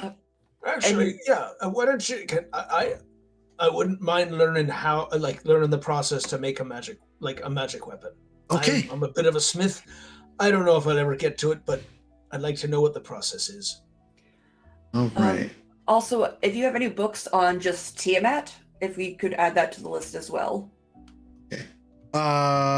Yeah. Okay, so separate from the one with Bahamut and Tiamat? Just like Yes, Tiamat, separate from- Tiamat by herself. Correct. Where is Okay. she? All right. Yeah, that. I know she's in hell. Well, that's what Oh, I yeah. read. Books about the hells, please. Oh, okay. Specifically, if you books. can, locations of specific to locations where Tiamat is thought to be, and like ways into hell. I guess would that help? Well, I mean, yeah. Also, like a general, like here are the hells, and here's how you get there, and here's why you don't vacation there. That kind of thing. Yeah, that. Okay. All right. Gods that have died and how they've died. I just look at Vincent slowly, like my head just turns. And Mull also does that, just is very slow. Like, Gods that died? Question mark. And how? Question mark. Okay. Oh, and how people have ascended to godhood. Drover throws his Okay. head back to laugh until he looks up, sees the weird ceiling sort of stuff, and he's like, oh. Ascending to godhood. and Mull pats Question Drover on the mark. back. Oh, Basha okay. gives him back her hat. Okay. That's a big list. That's good stuff. Some of it might take longer than others. Just breathe. Just letting you know, because I mean the library's massive, but that's why we have a lot of avowed. That's why we have a lot of readers. You know, that's what we're here for. Anything else? I'm sure we'll think of other things, but you've got okay. a lot there. Okay. The guys are already looking into Teague, so I don't need to add that to our list. Yeah, they'll take care of that at the stables. Okay, awesome. All right, I'll start making inquiries right now. Do you need anything else that is not a list thing, like anything else I can help you with? I mean, I think I told you where everything is. I mean, at Court of Air, I mean, it's hard not to find stuff. Most of it's on this side of the court. Other side is just the clothier and the pillars of pedagogy, but you can't miss those. But here's what you can like walk from the hearth to the house of rest and back. Like you can do that stuff. Or if you need to go to the bathhouse or you want to visit your animals and stuff, like you can go to all those places. But if you need to go to the house of Binder, if you need to go to the temple or the pillars, I need to escort you. So just if you need to go, just let me know when you want to go, and then that way I can make sure we have rooms available and I can get all that sorted out before we go. Is the temple non-denominational, or is it to a specific god? It's a temple of Ogma. We don't have any temples of Ogma, and it kind of points, and you can see on the second floor there's like a row of like 7 doors. The first three doors are temples, but the first the first one is the first one is for to Denir, second one's to Gond, and the last one is to Malil. But if you want, we could make a room that's kind of like just like a generic temple, but we don't have any specifically to Bahamut. I'm sorry. That's okay. I'll pray in my room. It'll be fine. Okay. I'm sorry. No, you're okay, Irony. Thank Okay. you, though. All right. Well, you let me know though if you really need it. I can see what I can do to make it happen. I think the thing that we all need is the bathhouse. And she looks around and be like, it's been Yes. a little while since we Yes. bathed. Okay. Yeah. Oh, I haven't been to a bathhouse since Neverwinter. I miss it. Yeah, you can get a massage there too. It's great. Oh my it's god. super relaxing. Soon, blessed, you will not see me for the next 4 hours. Yes. I'm coming with you. All right. All right. So if I don't find you in the house of rest, I'll check the bathhouse, I guess. Definitely for me, at least. Okay. All I right. might be by the smithy or something, chat Okay. with the, Again, like it's not hard to get lost in the Court of Air at all. so don't worry about that. I'll find you if I need you. Just remember, don't go to the pillars or the temple or the house of binder without me, because those places I need to be your advanced person for that. So, Noted. okay, all right, I got my list. I'm gonna go. I'll see you in a little while. And immediately like kind of gets up as they run out. Bye, Tal. Bye, little one. And it just runs, and Tal kind of waves, and the ogre's like, bye, Ernie. We'll talk later. I love this book. All right, cool. It just kind of runs out. And you are now in the hearth by yourselves. If there's anything that you would like to do in this moment. This place is weird. I want to live here forever, except that I have to go home at some point and see my children, but I love it here! Why don't you just bring him here? Actually, they'd probably like that. They'd get themselves in trouble knowing them. Yeah, They'd but get a decent they'd be here. education. That is very true. Maybe we will move here. I mean, my sister's going to get married soon and want to move out, so eventually, I mean, maybe it makes sense. Maybe we will come here. you can ask the kid when he comes back what the procedure is for that. Whew, Let's go to that bathhouse. Bath house. All right. Okay. And massage. That too! I had to go put my armor in my room, though. Vincent, you should get a massage if you've never had one. Definitely do it. I've gotten massages. That's surprising. Like being punched kind of massage, or like actual like feeling okay as they massage you? Like you asked somebody to do it, or it was just delivered. It was delivered. Okay. But not punching. Okay. I've All never right. gotten a massage because my skin's poisonous. They probably have think gloves. Here, there's somebody who'll be able to handle that, or they'll have gloves on. Maybe. Yeah. I don't know. Okay. Okay, So, so we'll head over to the bathhouse. I guess. all right. So for those of you who want to just drop your armor off or your weapons in your rooms, feel free. If you want to keep carrying your weapons, you feel free to as well. But after that, you absolutely all kind of make your way to the bathhouse. And as you do, again, it's a pretty large, like singular, one-story building, all stone. It seems like very plain and simple. And then you walk in. Once again, you're adjusting to the much larger interior of this building as you are immediately hit with just warm, humid air. Warple, it feels amazing to you.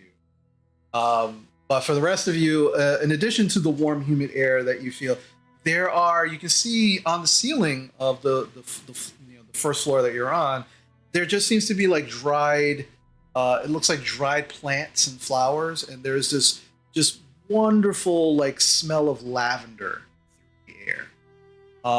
And as you enter, there is an elven woman wearing a white robe behind a desk, and she goes, "Welcome, seekers. Are you here for a specific thing? Do you require a bathhouse, massage, the sauna? What would you like?" All of it. But a massage for sure, and bath and sauna. Would You have a cold sauna, perhaps? That could be prepared for you without any issue. Would you require individual bathhouses, or would you like a communal bath? I don't really care, but it's up to everyone else, because I don't know if that's weird for everyone. You're new here, aren't you? Yes. Okay. Yes. Excellent. So, let me show you around. Come, please follow me. I am Elena. It's a pleasure to meet you. Please follow me. And she kind of takes you through, as she begins taking you through, she begins to explain that there are a number of rooms that have just individual baths for a singular person. If you like, there are also communal bathhouses where there is a much larger stone bath that can fit anywhere between 6 to 12 people. Then there are saunas as well. And then if you'd like to book a massage, you can also, if there are any masseuses available immediately, you can go right in. But if they're currently in use and there are not any available, you will have to wait your turn essentially until the rooms are free.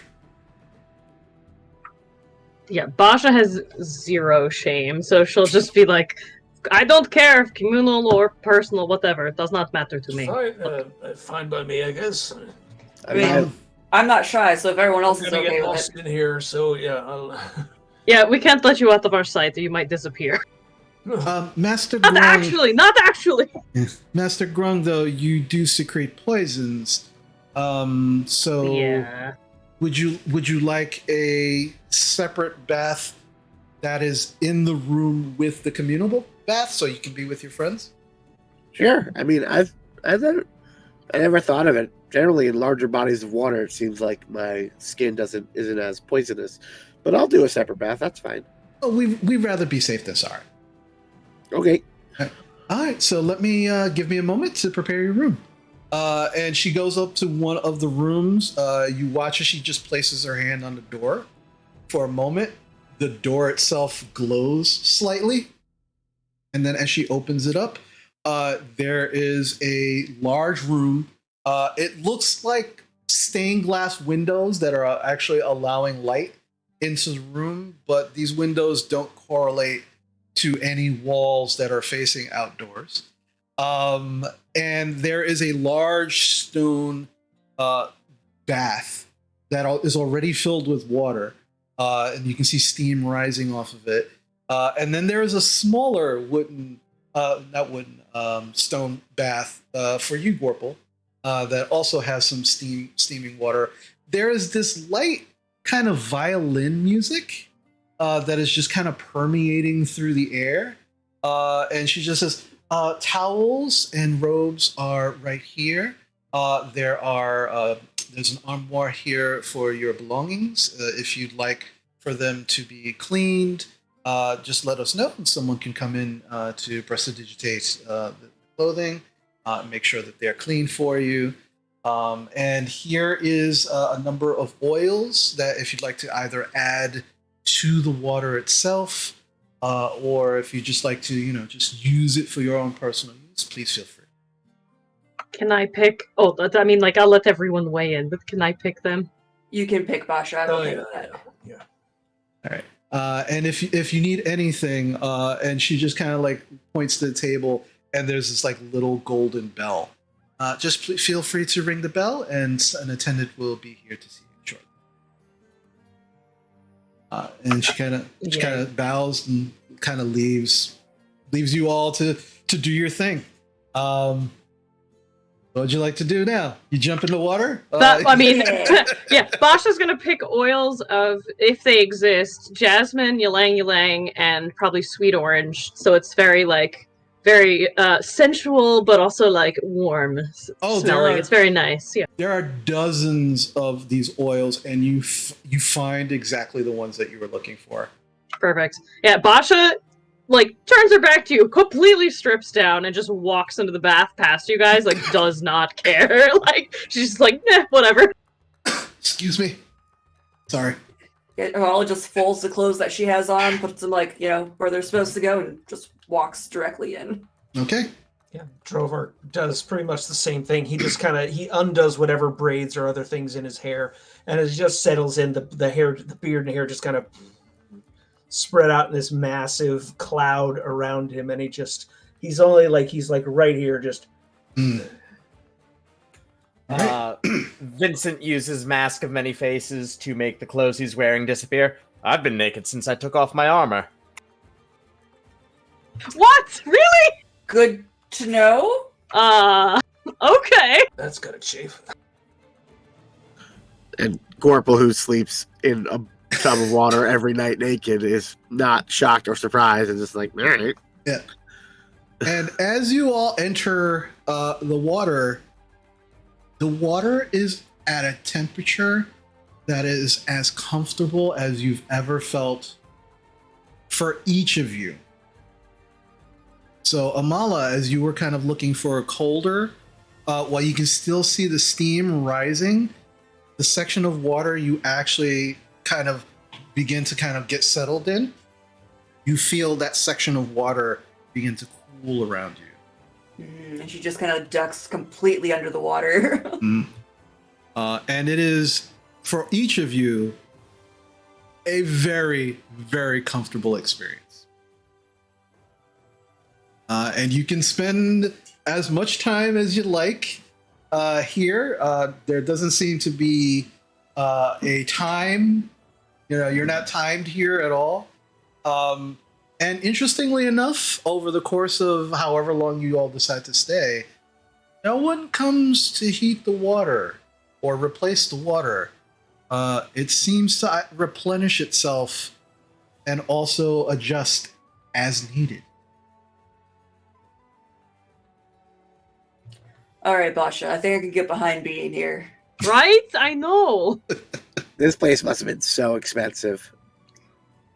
Well, like, and it must be very old. I don't know. It just seems like ancient spells layered or something. Like it's just this is crazy amount of magic here. He kind of rises up. He all you can see, he's got his hair is just like, all you see is like a nose sticking out of like a red tussock of like, like swamp grass. It's just, and like maybe ears, and he's just kind of like bubbles coming out at like one part. And he just kind of rises up enough so he can speak. He's like, it just feels like the whole place is just fucking showing off.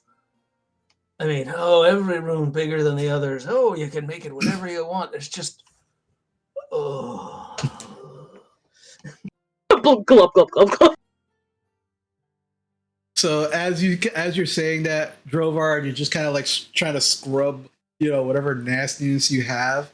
Basha, you're kind of opposite Drovar, and you see something hop off of a table and begin kind of making its way over to Drovar.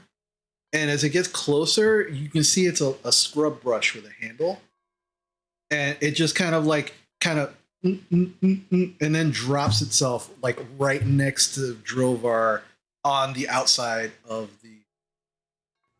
And Drovar he's not startled by it. You get the sense he doesn't even realize that it showed up, and he just kind of, oh, there we go.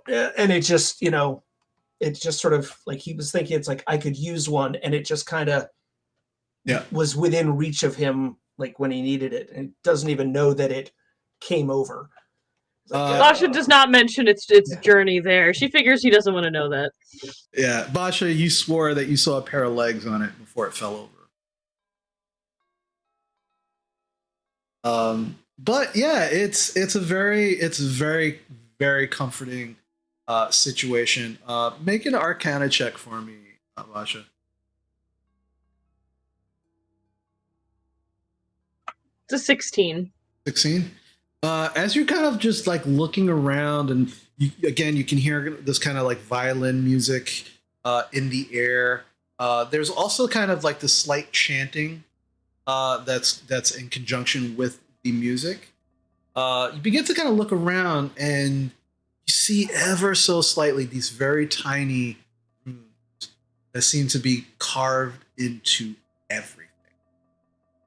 Stones, the walls, the floors. You look at the kind of like the edging of the actual stone tub that you're in, and there are runes along those edges as well. This place is highly, highly magical. Yeah, she'll kind of scratch her nail into the edge of one that's like on the edge of the tub and just be like, yeah, this place is full of magic. So much arcane. Like, just look around. Like, she starts pointing it out. Not to Drovar, but to maybe Amala. I don't know, Vincent, you'll find this interesting. So however long you'd like to take to spend some time here. Is everybody getting a massage?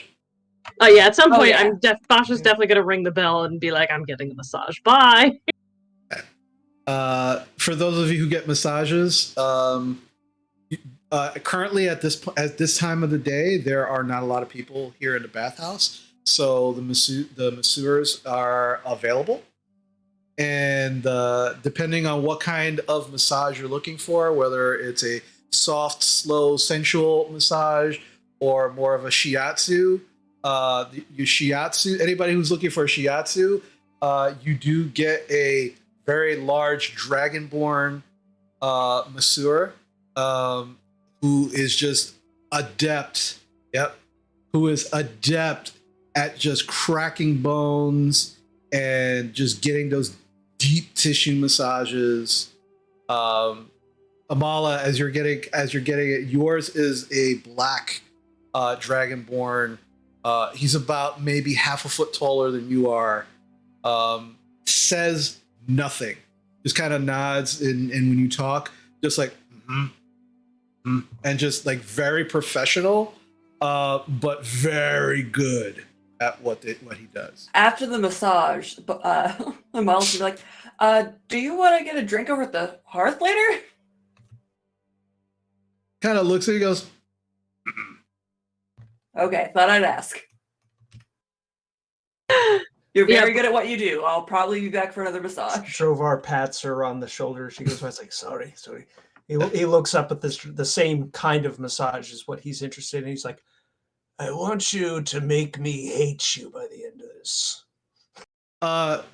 This whole time, Amala, while your masseur has been kind of like very stoic, like very stone-faced, no expression, nothing. As Drovar says that, you see the tiniest hint of a smile, and then cracks his knuckles.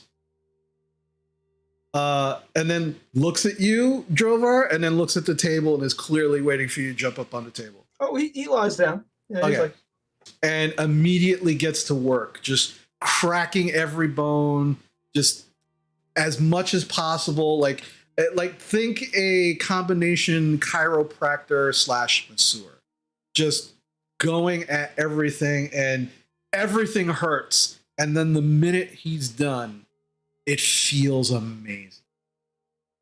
By the time you're both done with it, you feel like a very, very relaxed bag of flesh that just happens to have bones. Like you're just so relaxed. What kind of I got the soft sensual massage. Basha's not about the Julia would be like more like medium, but like Basha's like no.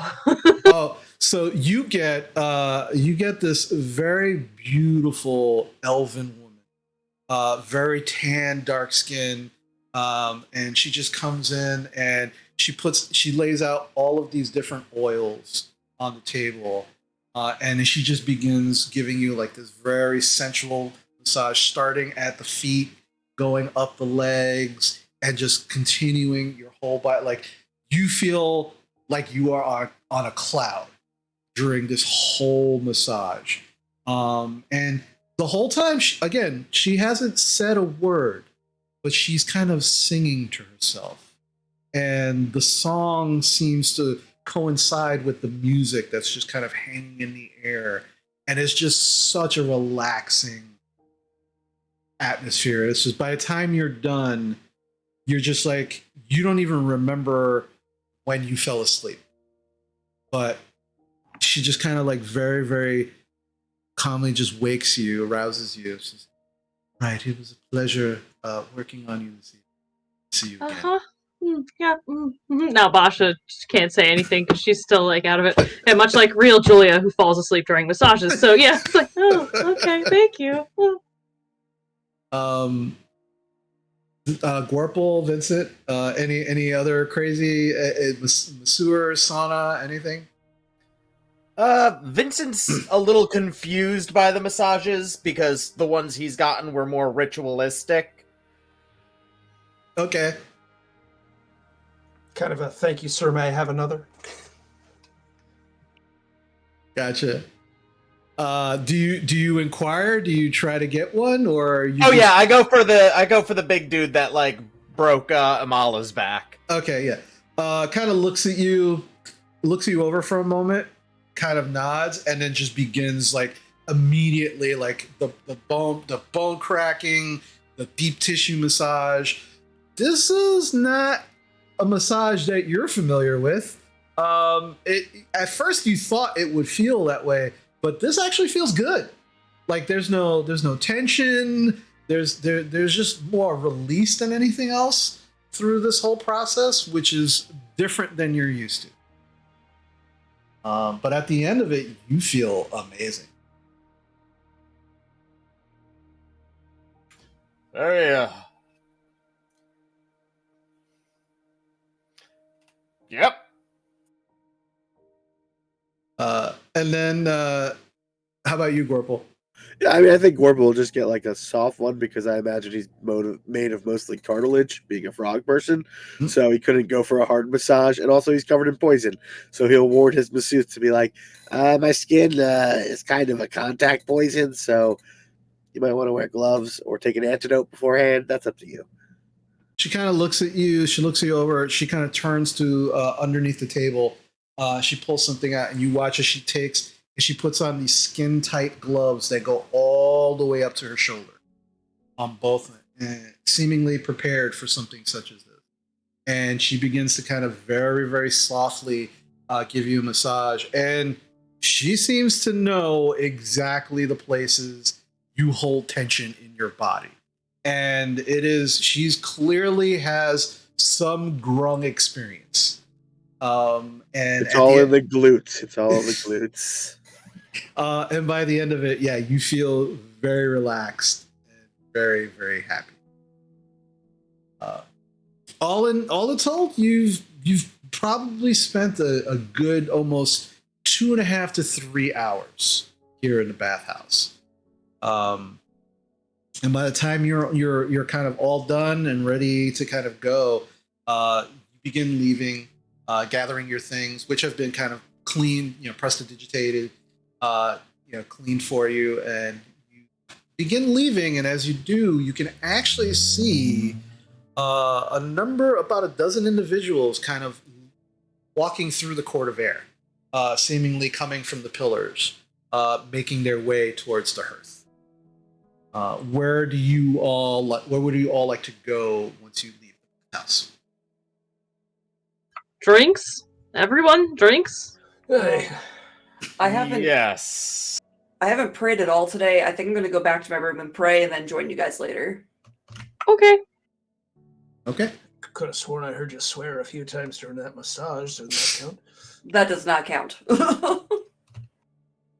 All right, so you all begin making your way to the hearth, except for Mala, who makes her way to to her quarters at the House of Rest. And as the rest of you make your way to the hearth, for Mala, we're going to start with you first. So you go back to the room, and this time, instead of like the 3 individuals, you actually see about a dozen individuals in this kind of open day room.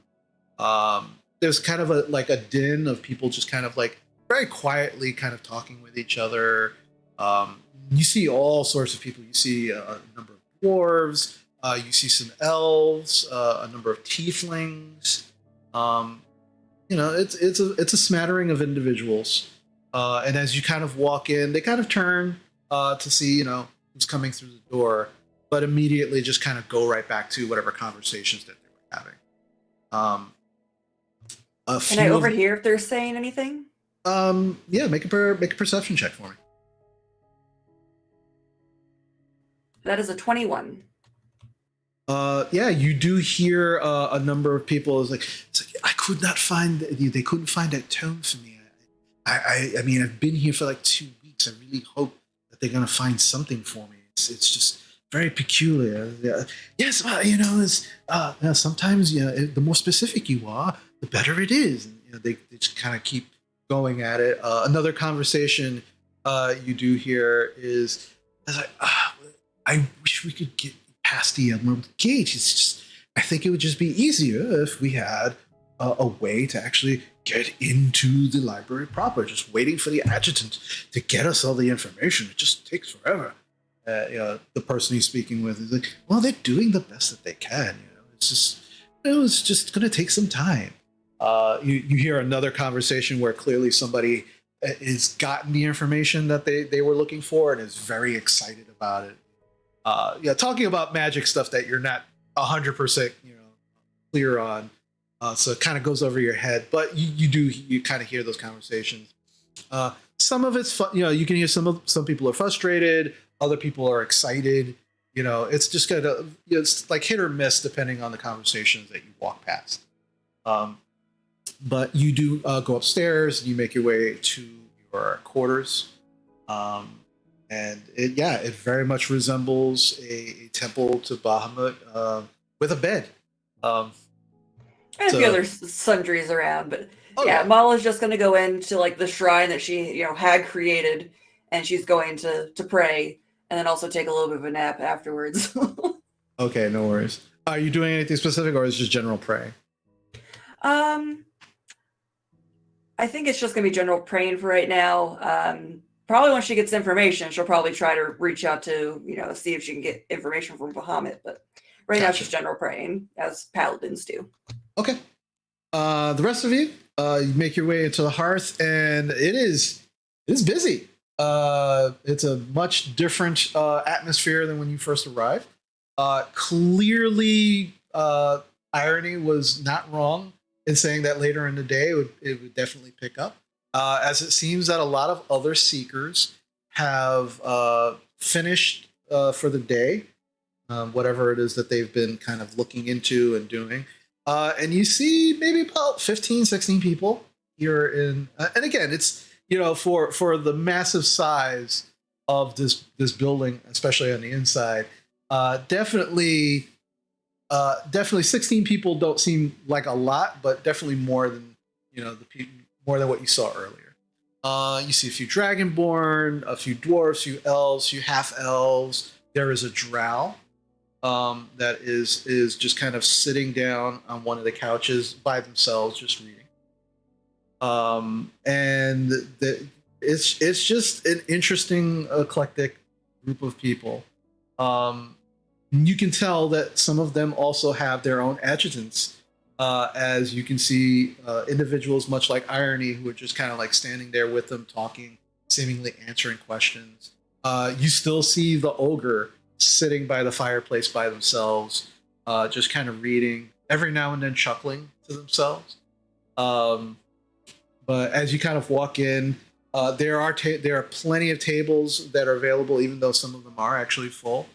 And there is already a menu sitting at one of the tables that has the menu that you saw before, and you can order whatever you like at this point.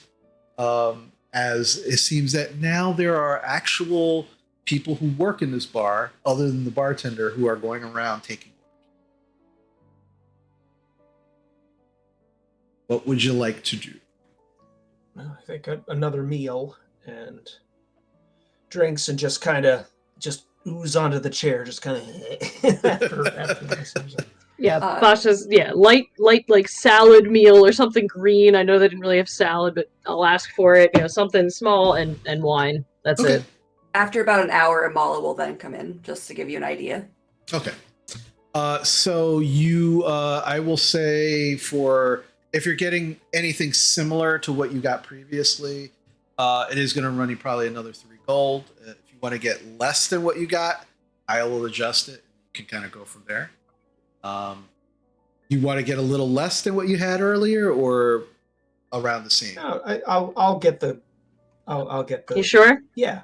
Okay. Okay. I mean, also since I ordered a custom salad, I feel like that's like fancy now. So. I have a lot less gold than I had before, but I still got enough gold to like feed a village. So Gorple could also pay for us too. Yes. We're gonna. I can also. We'll take our turn here. I can also feed you magic berries, and we don't have to pay any more money. But... No, this is special. I'm trying to get in the spirit of this godforsaken place. All right. It feels better with people in here, though. Ooh. Oh yeah, it's like people are talking with each other. There is definitely like an air, again, once similar to with Amala. Some people seem to be very excited. Other people seem to be frustrated. There's just kind of like a mixed bag of what's going on. But you do notice the drow and the ogre, that people are giving them a very large berth. Not sitting near them. The closest person that's actually sitting to them is probably maybe 10 or 15 feet away from them. There's clearly like people are kind of giving them some space. Do either of them seem to have an adjutant? The drow seems to have an adjutant that's just kind of standing. The adjutant that's with the drow is 1 second. You see, there is a halfling adjutant with him, kind of sitting on a stool next to him, and they seem to be having a very animated conversation. But Mala eventually joins you. You have your meal. You begin to eat, and it's very good, very good. And eventually, at one point, you begin to hear. And as you turn, you can see that the ogre has gotten up and is actually walking towards the bar. And immediately, if there's anybody in the ogre's way, they just very quickly just move out of the ogre's way. The ogre's like, "Hello, good evening, hello." Just being like very cordial, very nice, as just kind of walking by. Goes up to the bar. Bartender smiles and kind of immediately pulls out this huge tankard. Like it is just massive, and you just watch as he pulls out a barrel and just begins kind of pouring the small barrel into this massive tankard, which in the ogre's hand looks like a regular tankard, and then just kind of like turns around, Dextel, turns around, begins walking back towards the fireplace where they were sitting, kind of moving pretty close to the table that you're sitting at. Can't tell if I want to drink that or swim in it. And as they kind of like walk past your table, they see you go, "Good evening, hello." Evening. Good evening. Hey. I heard you were enjoying a book. If you don't mind me asking, what have you been reading lately? Oh, the ogre clearly gets very excited. "Well, let me tell you." Kind of stops and turns around and just says, "I've been reading this amazing book that Irony had suggested to me by Squire Fink. I don't know if you're familiar. It's called Storm King's Thunder. It's an amazing book. Amazing book. The characters, it's supposedly based on a true story, but it can't be. Some of the characters are just crazy. Like for example, there's this bard named Sevron, and all he wants to do is just ride things, right? Like it's his goal in life to like whatever magical or crazy creatures he finds in the world. It's his goal to ride it like a steed. He's just the craziest bard. I love him. Oh, I love it. Yeah, but I'm not gonna lie. My favorite character is Steve the Wizard. Like, Steve is amazing. Apparently came from a family of people who had crazy names, decided to change his name to Steve. And classic wizard solves all his problems with fireball. It's amazing. I mean, it does solve many problems. Well, in his case, most of the time. It really does. And Maul's gonna scooch over and like motion for him to sit down with them. Hold on. Puts the tankard on the ground, which comes up like above your table. Walks over to the chair that's next to the fireplace, grabs it, and then just kind of comes over and puts it right next to the table, picks up the tankard, and just kind of sits in it. "Thank you very much. It's so kind of you. I appreciate it." In the spirit of Gorple, in the spirit of Bocek, adopting strays wherever we go. So, what? I'm sorry, I have not introduced myself. My name is Little One. It is a pleasure to meet you. Who are all of you? I am Basha Barsht, and I am a wizard, but I do not solve all problems with Fireball, just some.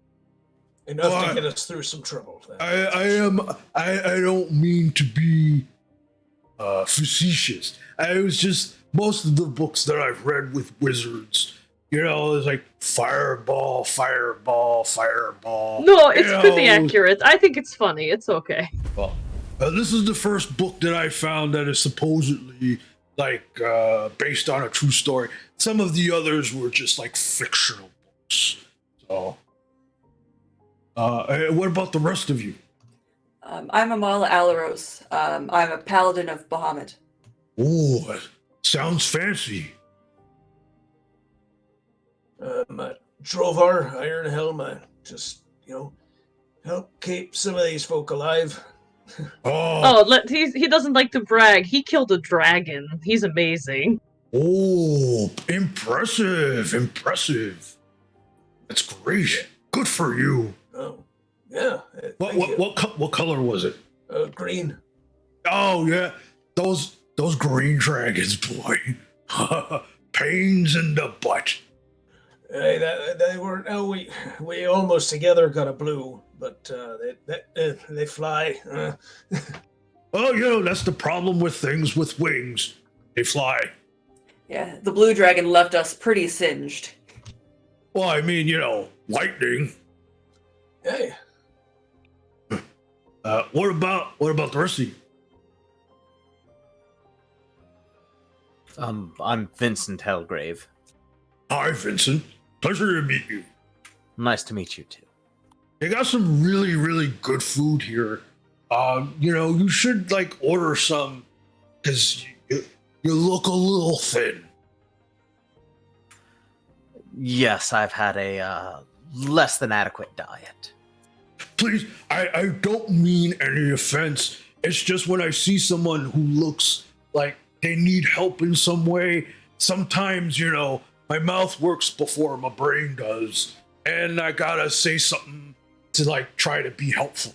So I do apologize if I hurt your feelings. Not at all. That's very kind of you, little one. Thank you. Do you work here, or are you part of the community? Oh, no. I don't work here. I just, I kind of live here.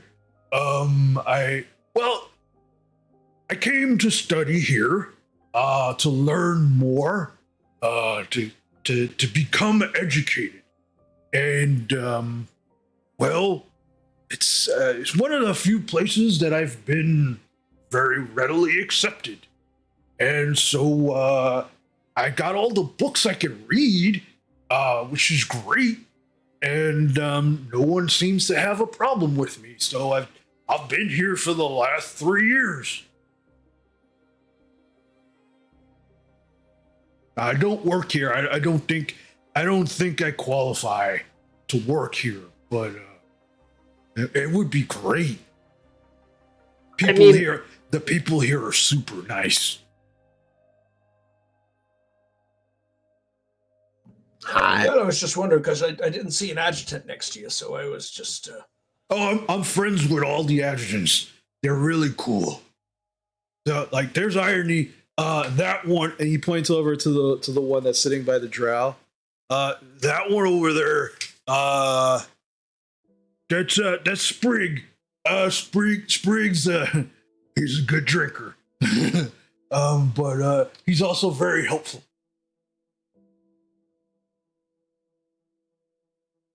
What about you, little one? I'm Corporal. Up, little one. Sure. Hey, Corporal. It's a pleasure to meet you. Pleasure to meet you. I've never. Please forgive me. I've never seen a frog person before. Is that what you're called? No, we're called Grung, but not to be confused with Gripplies or other frog people. But, oh, here, I'll show you something. And I'll show him, the face of the ogre on the gauntlets I'm wearing. Oh, those are gauntlets of ogre power.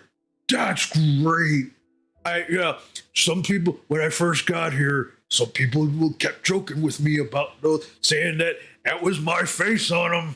I was like, no, that's not me. And they'd be like, "Oh, come on, look, you're famous, look." And they'd show me the books with the magical items in it. I was like, "No, that's not me." We all had a good laugh. Where do you come from originally? He kind of turns and kind of looks down for a moment. Well, I used to live in the forested areas not too far from here. But that was a long time ago. Oh yeah, I'm just not familiar with this area. I'm from all the way up north in Silvery Moon. Well, I don't know where that is, but I'm sure I could find it on a map. A few months' journey from here. Oh, wow, very far. All right, well, welcome to Candlekeep.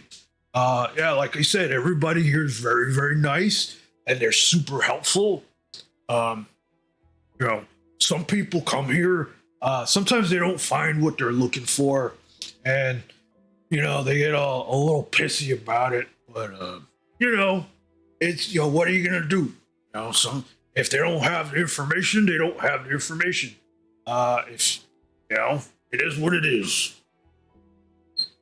And they can always check back later. I mean, they're always collecting information here, correct? I mean, that's how we got in, was with other books and whatnot. Well, if you don't mind, I can tell you a little secret. The more detailed you are about what you need, the easier it is for the readers to find your stuff. If you give them something vague and general, you'll probably be here a few weeks, if not months.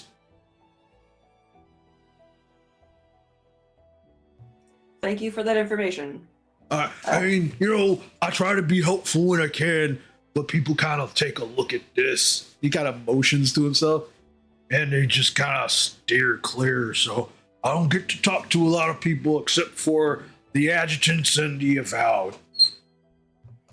Well, thank you for sitting with us. Yes, well, that's an absolute shame. If you care to talk to anyone, feel free to reach out to us while we're here.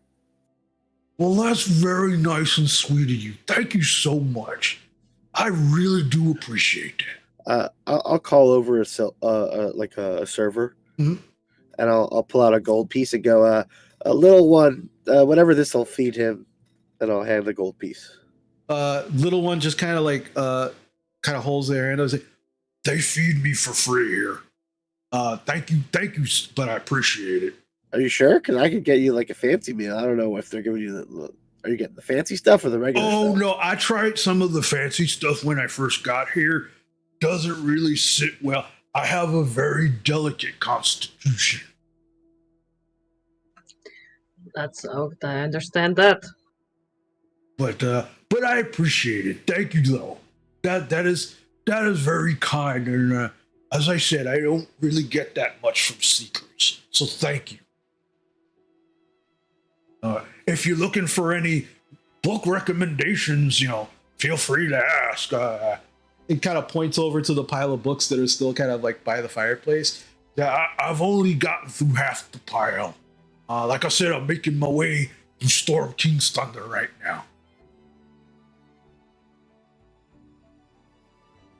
I will probably find you later to ask for recommendations for light reading. All right, excellent. Well, it was a genuine pleasure meeting all of you. Thank you so much for inviting me to your table. Of course, little one. You are always welcome. Mm-hmm. Is it okay that I keep sitting here, or should I go back? Well, you're fine. I'm fine here, yeah. Oh, well, that's just wonderful. Thank you. All right. And just hold up the taker and just kind of starts drinking. This is great. Huh. And just like seems like just very genuinely happy to be in your company. And yeah, now you're getting a really close look, like just very much, I mean, just 100% ogre. Like this is not a half ogre. This is an ogre. You can see scars like on its very, very tough hide. One of the actual tusks is broken. and the other one is just very jagged and just kind of sticking out to the side. It looks like it's beginning to kind of push into his skin a little bit on the side, but not piercing. It's just kind of like pushing.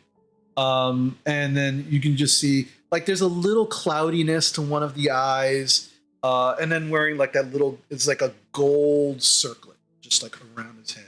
Little ears, kind of like Sloth from the Goonies. Kind of has like these little like weird pointed ears. One of them is actually like wiggling when he smiles or laughs, and then the other one is just kind of like pointing upwards.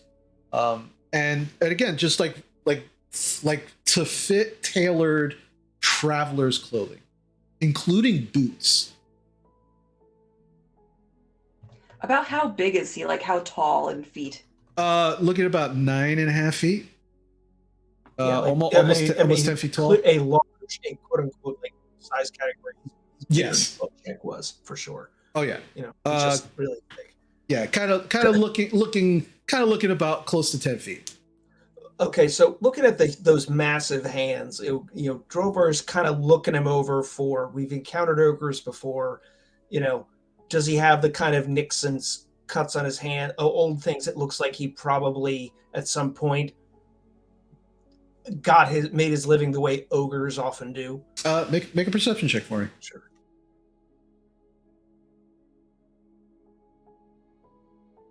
18. 18. Yeah, the nails are sharp. Some of them seem broken, but the ones that are intact are definitely sharp. Heavily calloused hands. There are cuts and bruises all over the knuckles. Yeah, this definitely seems like an ogre who's done some ogre stuff. And it's very, very odd that they're sitting here having a drink with you, clothed like an adventurer, having a conversation. It's weird. Yeah. This whole place is weird. Weird. And Maul's gonna like lean over to Bosch and be like, "Do you think we should invite the drow woman over with us as well?" I was thinking that. Like, why not? Let's collect all the strays like Bocek would want us to do. Do you say this out loud?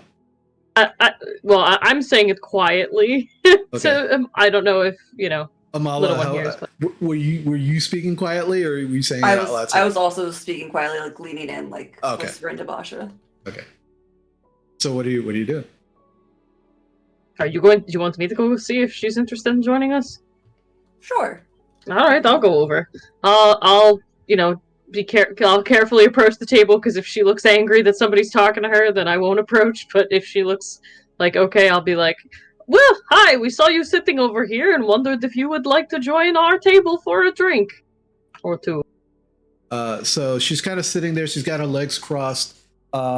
She has a book in her lap, but it's currently flipped over on her lap as she's kind of having a conversation with the halfling adjutant that's with her. That little one did tell you his name's Sprig. I forgot to mention that I say all of that in Undercommon.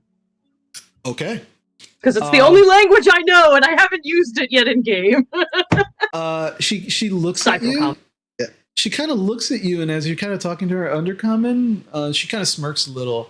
And in Undercommon, back to you, she's like, "Thank you very much for your kind offer, but I will respectfully decline." Perfectly fine. Enjoy your drink and your evening and your books. Thank you. You as well. All in Undercommon. Yep, and I kind of walk back over, and I'm like, "Yeah, she wasn't interested, but I figured as much." As long we offered. As you little one kind of looks at you, and goes, "Oh, you were talking to the drow lady?" "Yeah, she's been mostly keeping to herself. Just her and Sprig, just Sprig's been helping her out for the last month. She kind of keeps to herself." I'll try again to talk to her in a different time. I feel like I might have started a rapport, so I will try again. Undercommon's the only language anyway. Just like he seems very intent. Like, really? Well, I speak 3 languages. Yeah, I guess I just didn't learn Joe, enough. Mhm. What do you aside from this? Well, I speak giant, obviously. Oh, yeah, of course. It took me a while to learn common, and I also speak draconic. Oh, you speak Draconic. Oh, that's wonderful. Yeah. And he'll turn to you, Amala. He goes, "Pleasure to meet me," in draconic. I love jargon. Imal will be like, and that is the only words that Basha knows in Draconic. We're working on the accent. He kind of looks at you, very confused. He goes, in draconic, he responds back to you, Basha, even though you don't understand, but you understand Amala, and Corporal, you understand. He goes, "Don't know Dargan. Can't say I love him either." In Draconic, I say I think they just mispronounced dragon. It is true. He goes, "Oh, okay." His little ears just wiggling as he's laughing. That's funny. So And you're what- all saying this in Draconic, right? I'm just nodding Yes. happily, like, Yeah. the whole time. I know don't nothing of what you're understand saying. either. Yeah. So my favorite language that I've learned throughout my time is actually Infernal. It's a very, very harsh but very lovely language. I turn to you and say in Infernal, nothing lovely about it. Oh, you know too. Irony speaks infernal too. Oh, neat. I think that's because he was raised that way. Probably, yes. Well, I imagine most of the tieflings here know Infernal. well, I don't make assumptions like that. I've heard it's very rude to do that. Yeah, I probably should not have walked up that drow and immediately started an undercommon just in case, but I figured it was a safe bet. That's a good icebreaker. It's like walking up to an elf and speaking in Sylvan. Yeah, I guess. Yeah, but then what if they were like, I have been raised by humans my whole life and you have insulted me because I never learned Sylvan, so then I would feel bad. I don't know. Well, you were gonna probably be, shit out of luck by the time. Yeah, that's true. You're already on the anyway. You're already starting out on the wrong side of the bed at that point, like, Oh, I never thought about that. That's very interesting. And he goes into like the inside of his vest, and you see him pull out like the small piece of parchment, and then he pulls out like this small hard piece of charcoal, and begins kind of like writing, like full on like hand around the charcoal piece. Just It helps me to remember sometimes to write things down. that puts it back inside his vest pocket. And as you are having this conversation and talking with little one, the door opens. And you see two individuals. The first individual you see is Irony. And Irony is walking not as fast as you saw him walking earlier. And walking behind Irony, also in similar purple robes, you see. Let's see. Just finding in my notes so I get this right. You see, where are you? Yes, you do see. You see a small halfling with kind of like a bushy, light brown kind of afro, purple robes, kind of walking next to Irony, and Irony seems is kind of standing a little like as he's walking, a little straighter. It seems to be, and as they kind of walk to the table, he says, Seekers, may I introduce one of our great readers, Feminor Scrivenbark, and just kind of bows. And he says, It's a pleasure to meet all of you. I have been speaking with Adjutant Irony about some of your requests and needs. May I join you?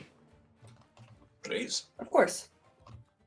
Kind of like motions, and you watch one of the chairs from another table just kind of move over by itself, and it just kind of sits down, gets on the chair, sits and well, I thought that I would come speak with you personally. Not that Adjutant Irony has shown themselves to be lax in their duties at all, but your particular requests are very unique, and there are some other things that we need to discuss.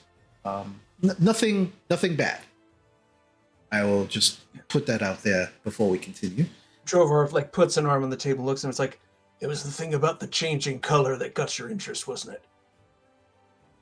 No. What? I never heard of that before. I thought that was it. Oh man. Don't get me wrong. That is very unique. And I will need to discuss that with you at length.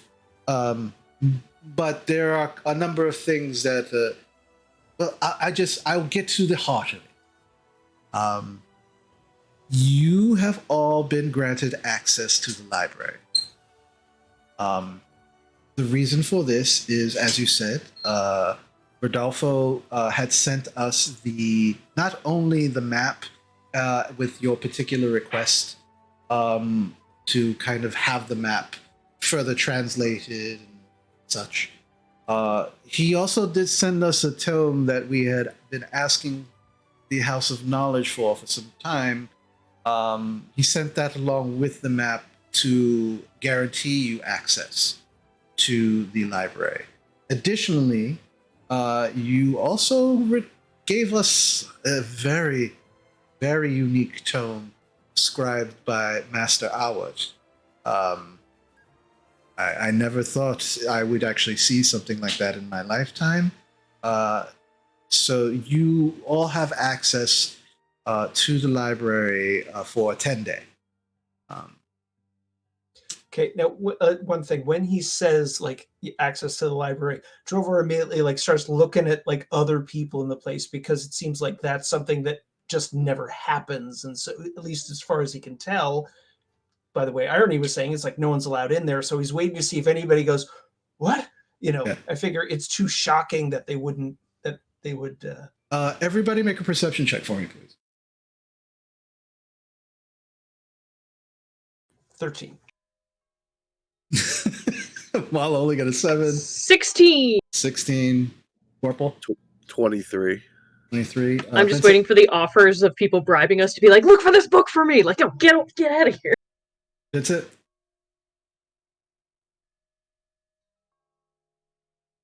Natural 1. Okay. So Vincent and Amala, you are kind of enthralled with little one, kind of digging around in his cup. You're not sure what he's digging around for, but you can hear like this mega sloshing going on as he's just like, he's just kind of looking like maybe he dropped something in there. You're not sure. So you're kind of like paying attention to that. But the rest of you, as you all just kind of begin looking around, you realize that the sound of the patrons around you is not there. You can hear them talking. You can see their lips moving. You cannot hear them at all.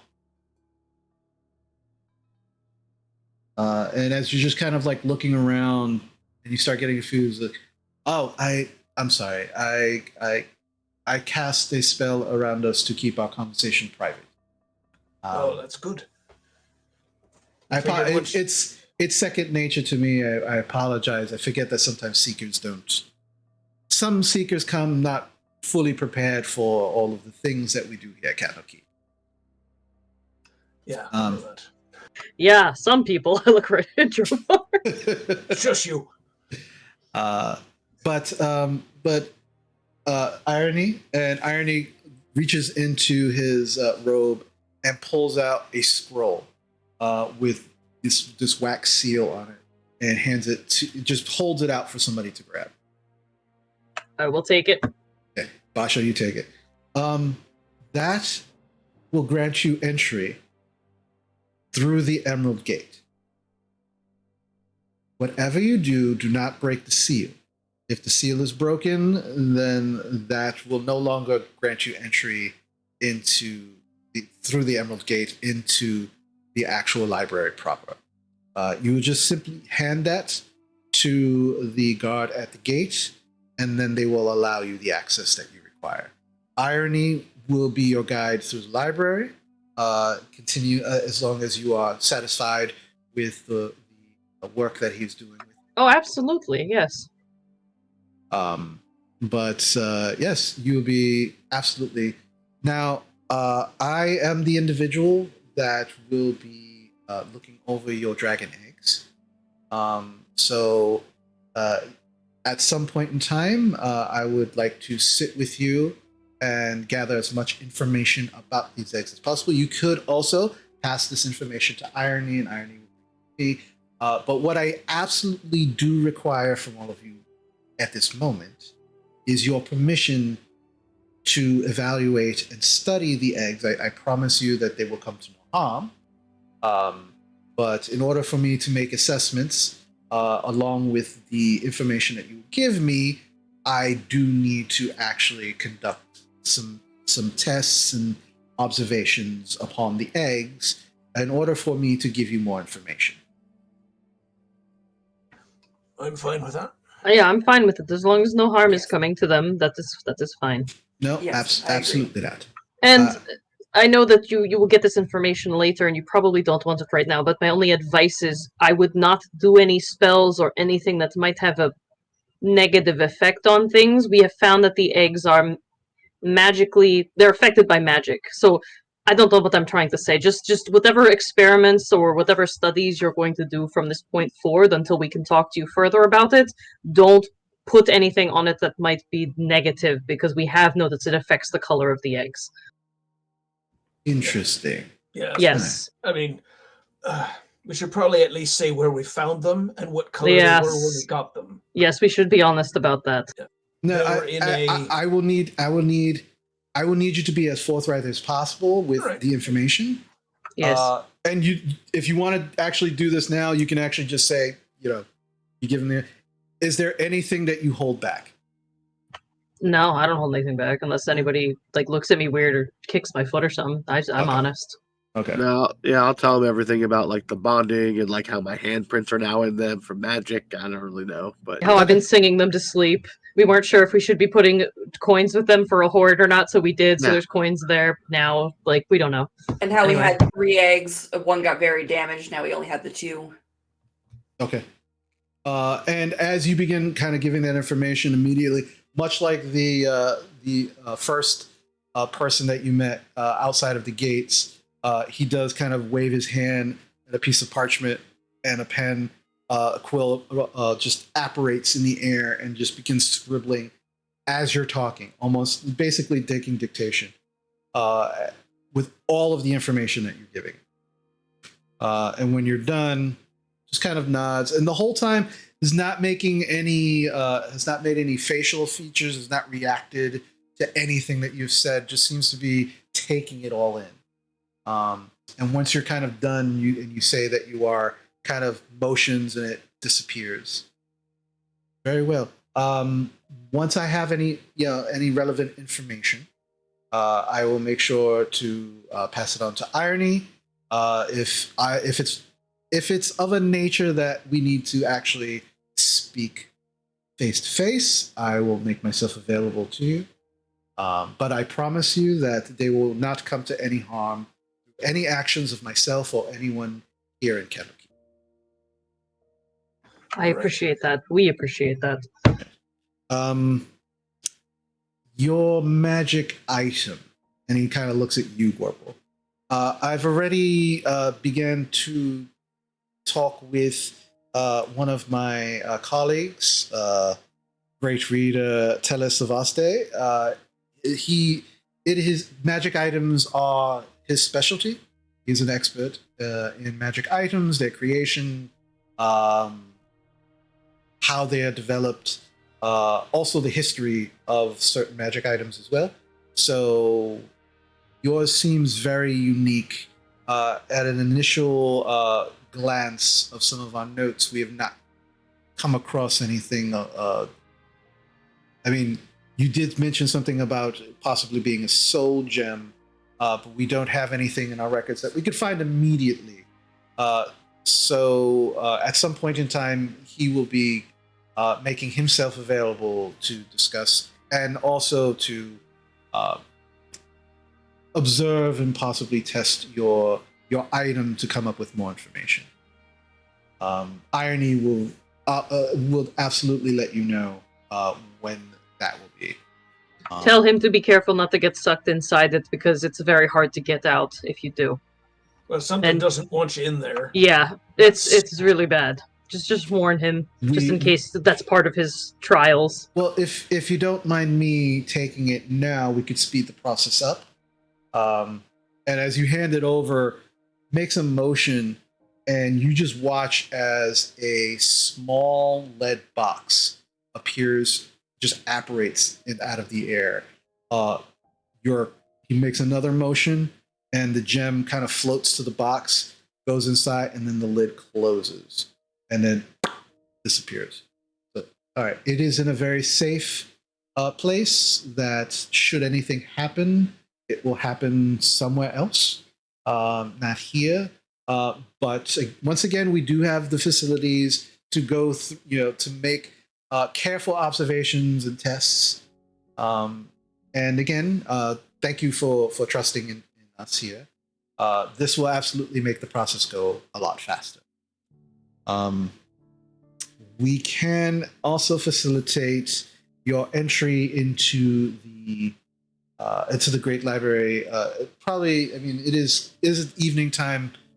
You can absolutely go at any time into the library, but we do recommend that you try going in the daytime hours if possible. I would rather wait till the morning unless anyone really wants to go right now, and that's me saying that. The morning sounds fine. Yeah. But yes, you do have, with that scroll, as long as you don't break the seal, you will all have access to the library at any time over the course of the next 10 days. And last but not least, your map. You need to see the eyes. They are here, and they've already begun the study of your map. And from what I understand, they have already gleaned some information.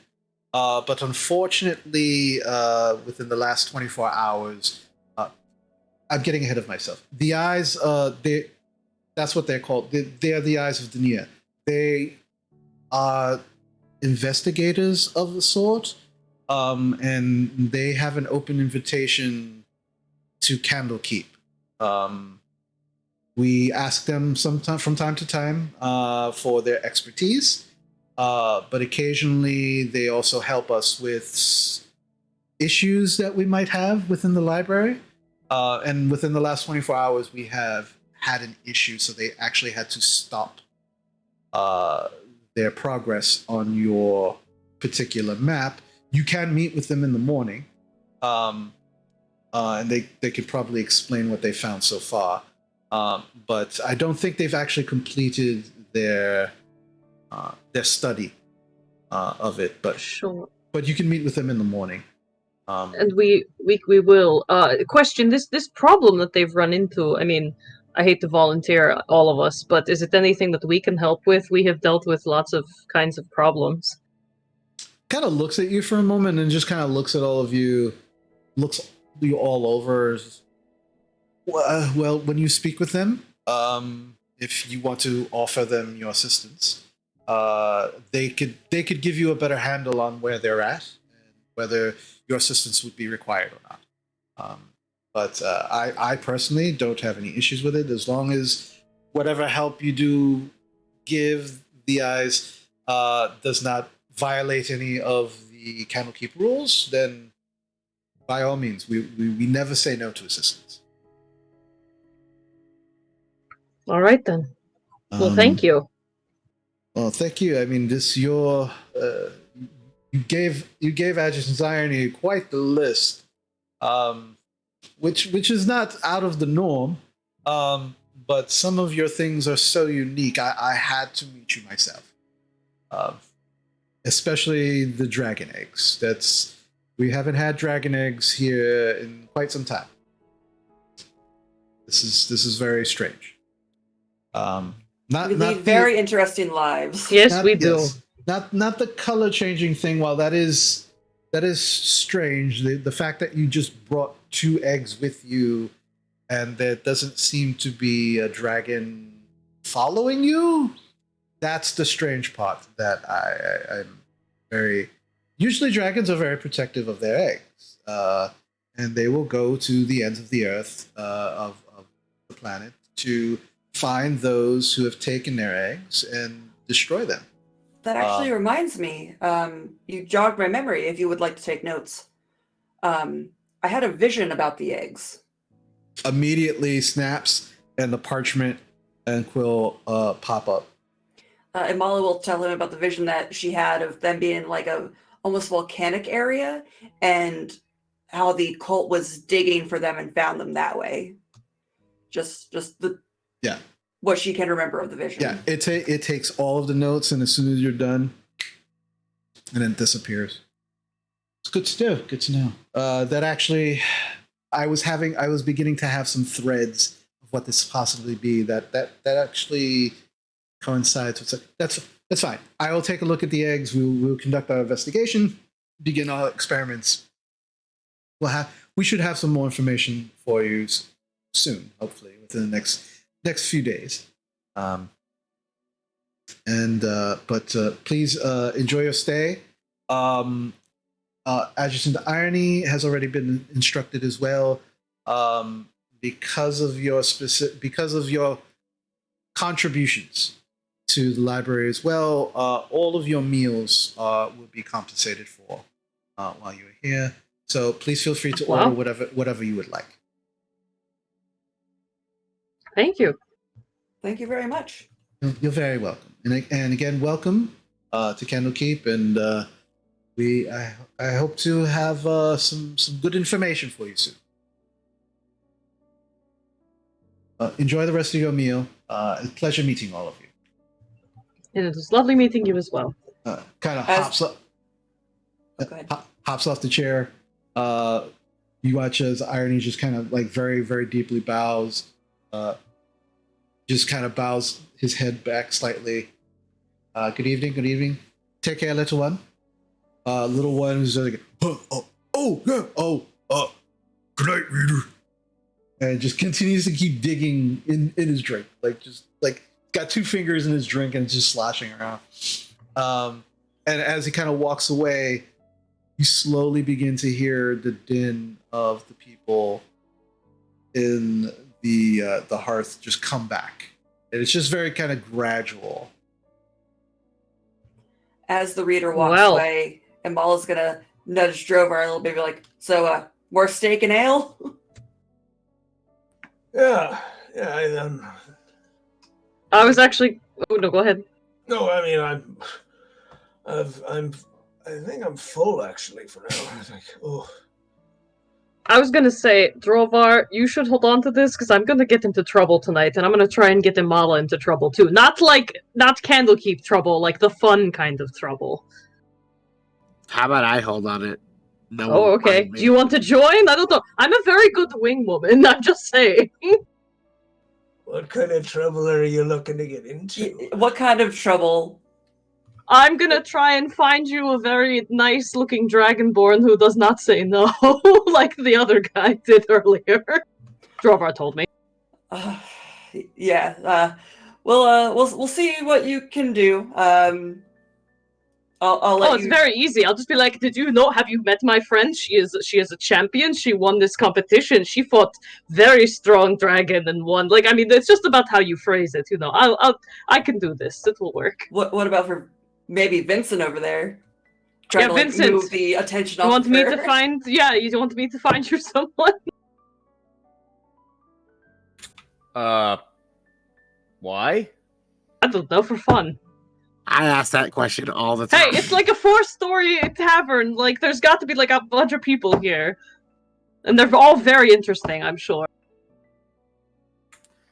Yeah, I'm sure they're interesting.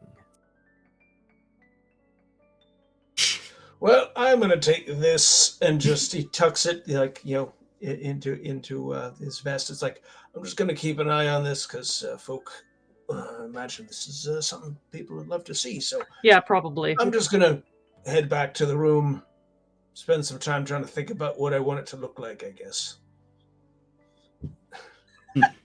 As you're kind of like finishing up, you actually see, okay. Pulls out.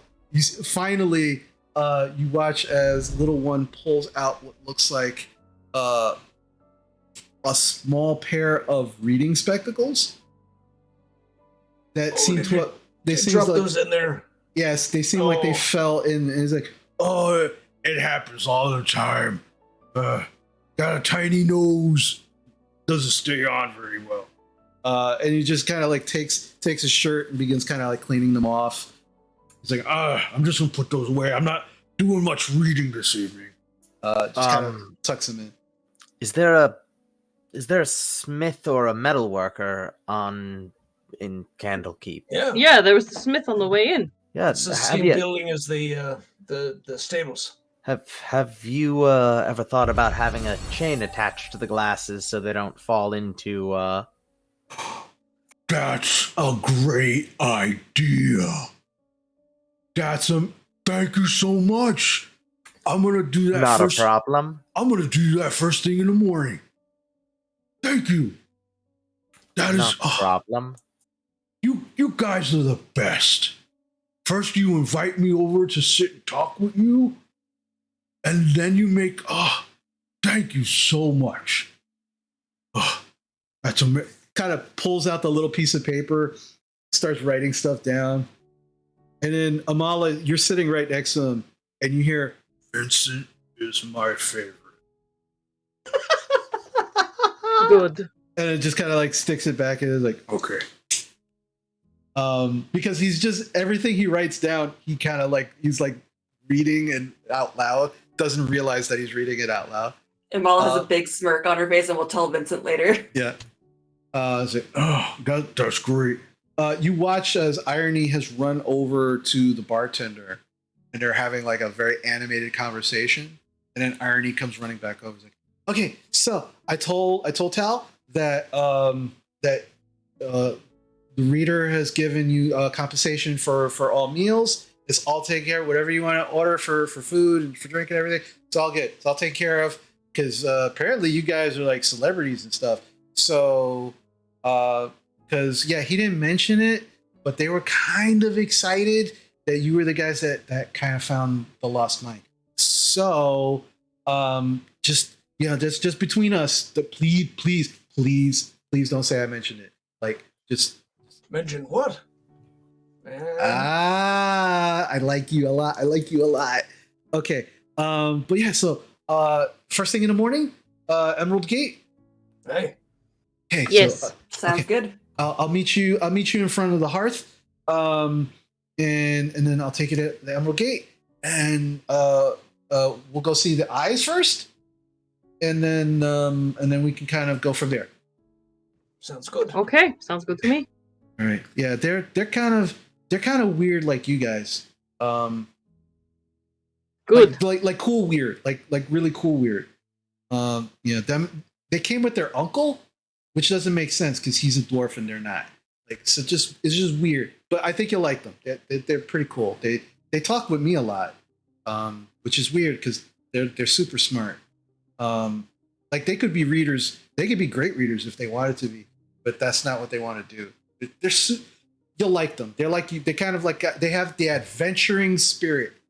Well, at least that's what I think that's what it's called, right? You guys have like that Yes. that need to do cool stuff. Yeah. Yeah. That's, Okay, that sounds right. Yeah, I've read a lot of books that call it like the adventuring spirit. So that's what I call it. All right, cool. So I'll see you all in the morning. Bye, little one. Bye, everybody. I'll see you in the morning. Good night. He just watches Irony just kind of runs out. Little one just kind of watches this. You're such a good kid. He really is. Yeah.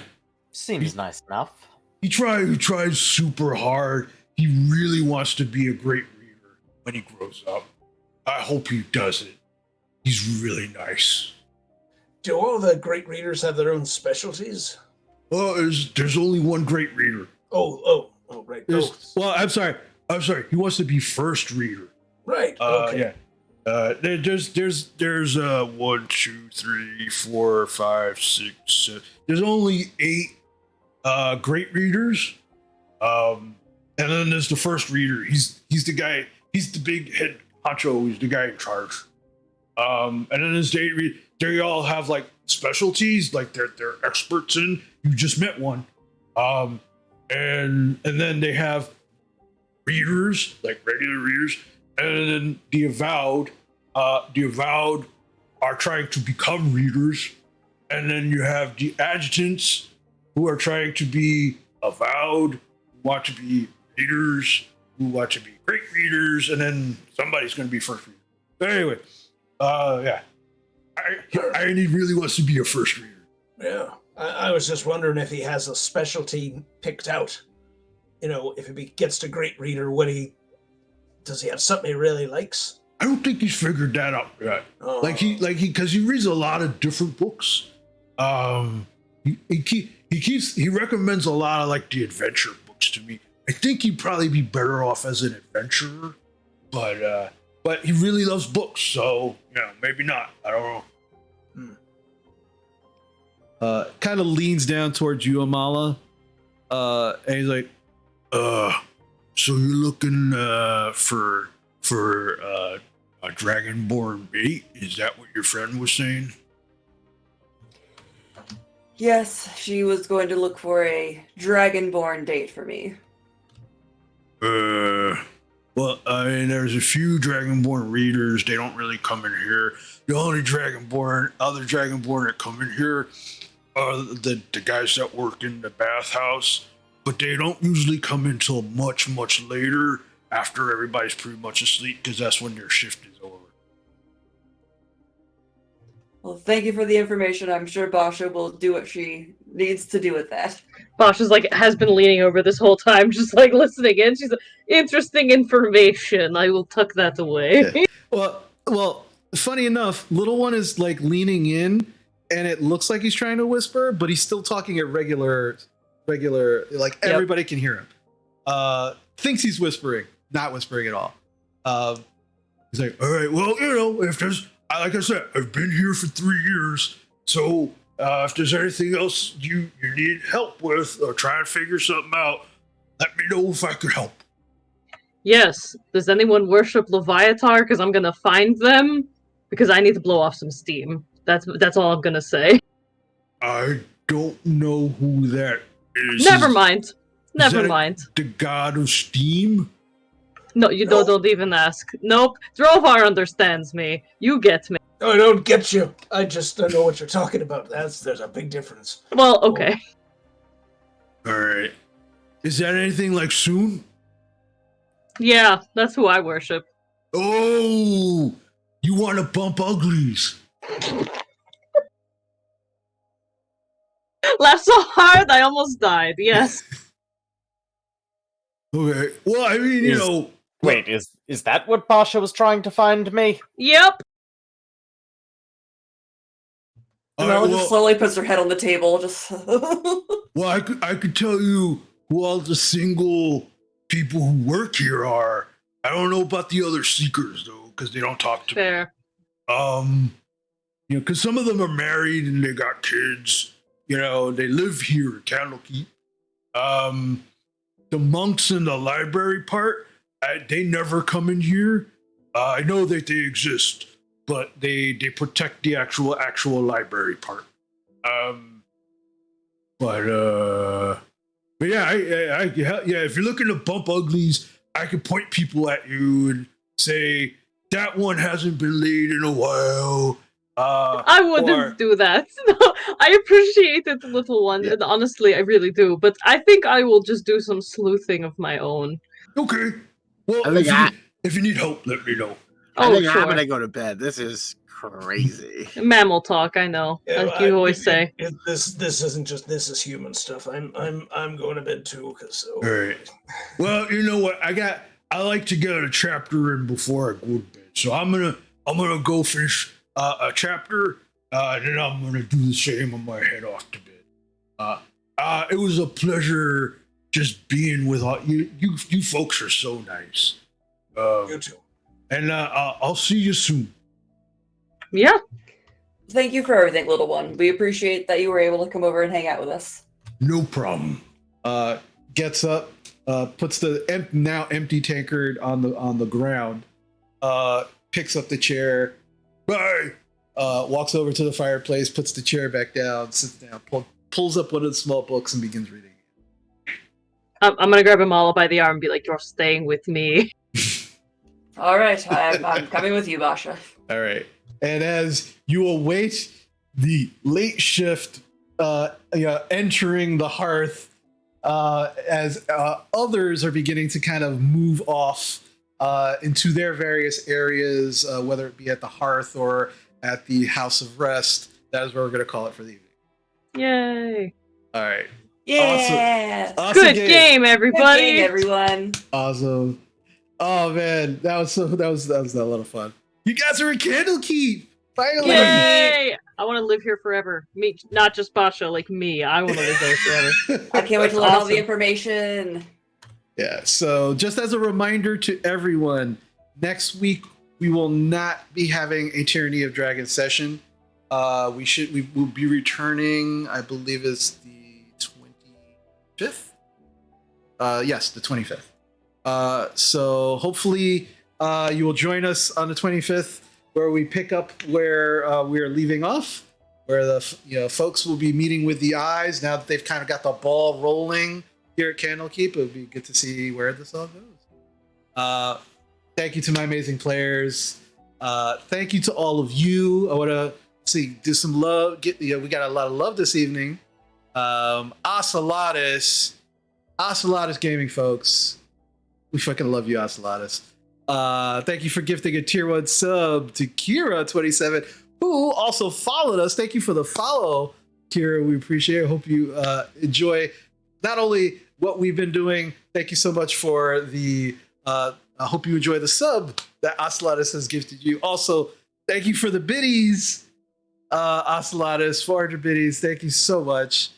And last but not least, Lance Elf followed us as well. Lance Elf, thank you so much for the follow, and we hope that you're enjoying the craziness that is our sessions. Again, we're going to raid off, so don't disappear right away. We always raid off to someone that has shown us support and is also deserving of support. So that's when it happened as we end. So remember, please be kind to yourself, be kind to others. We love you very much. See you next time. Take care.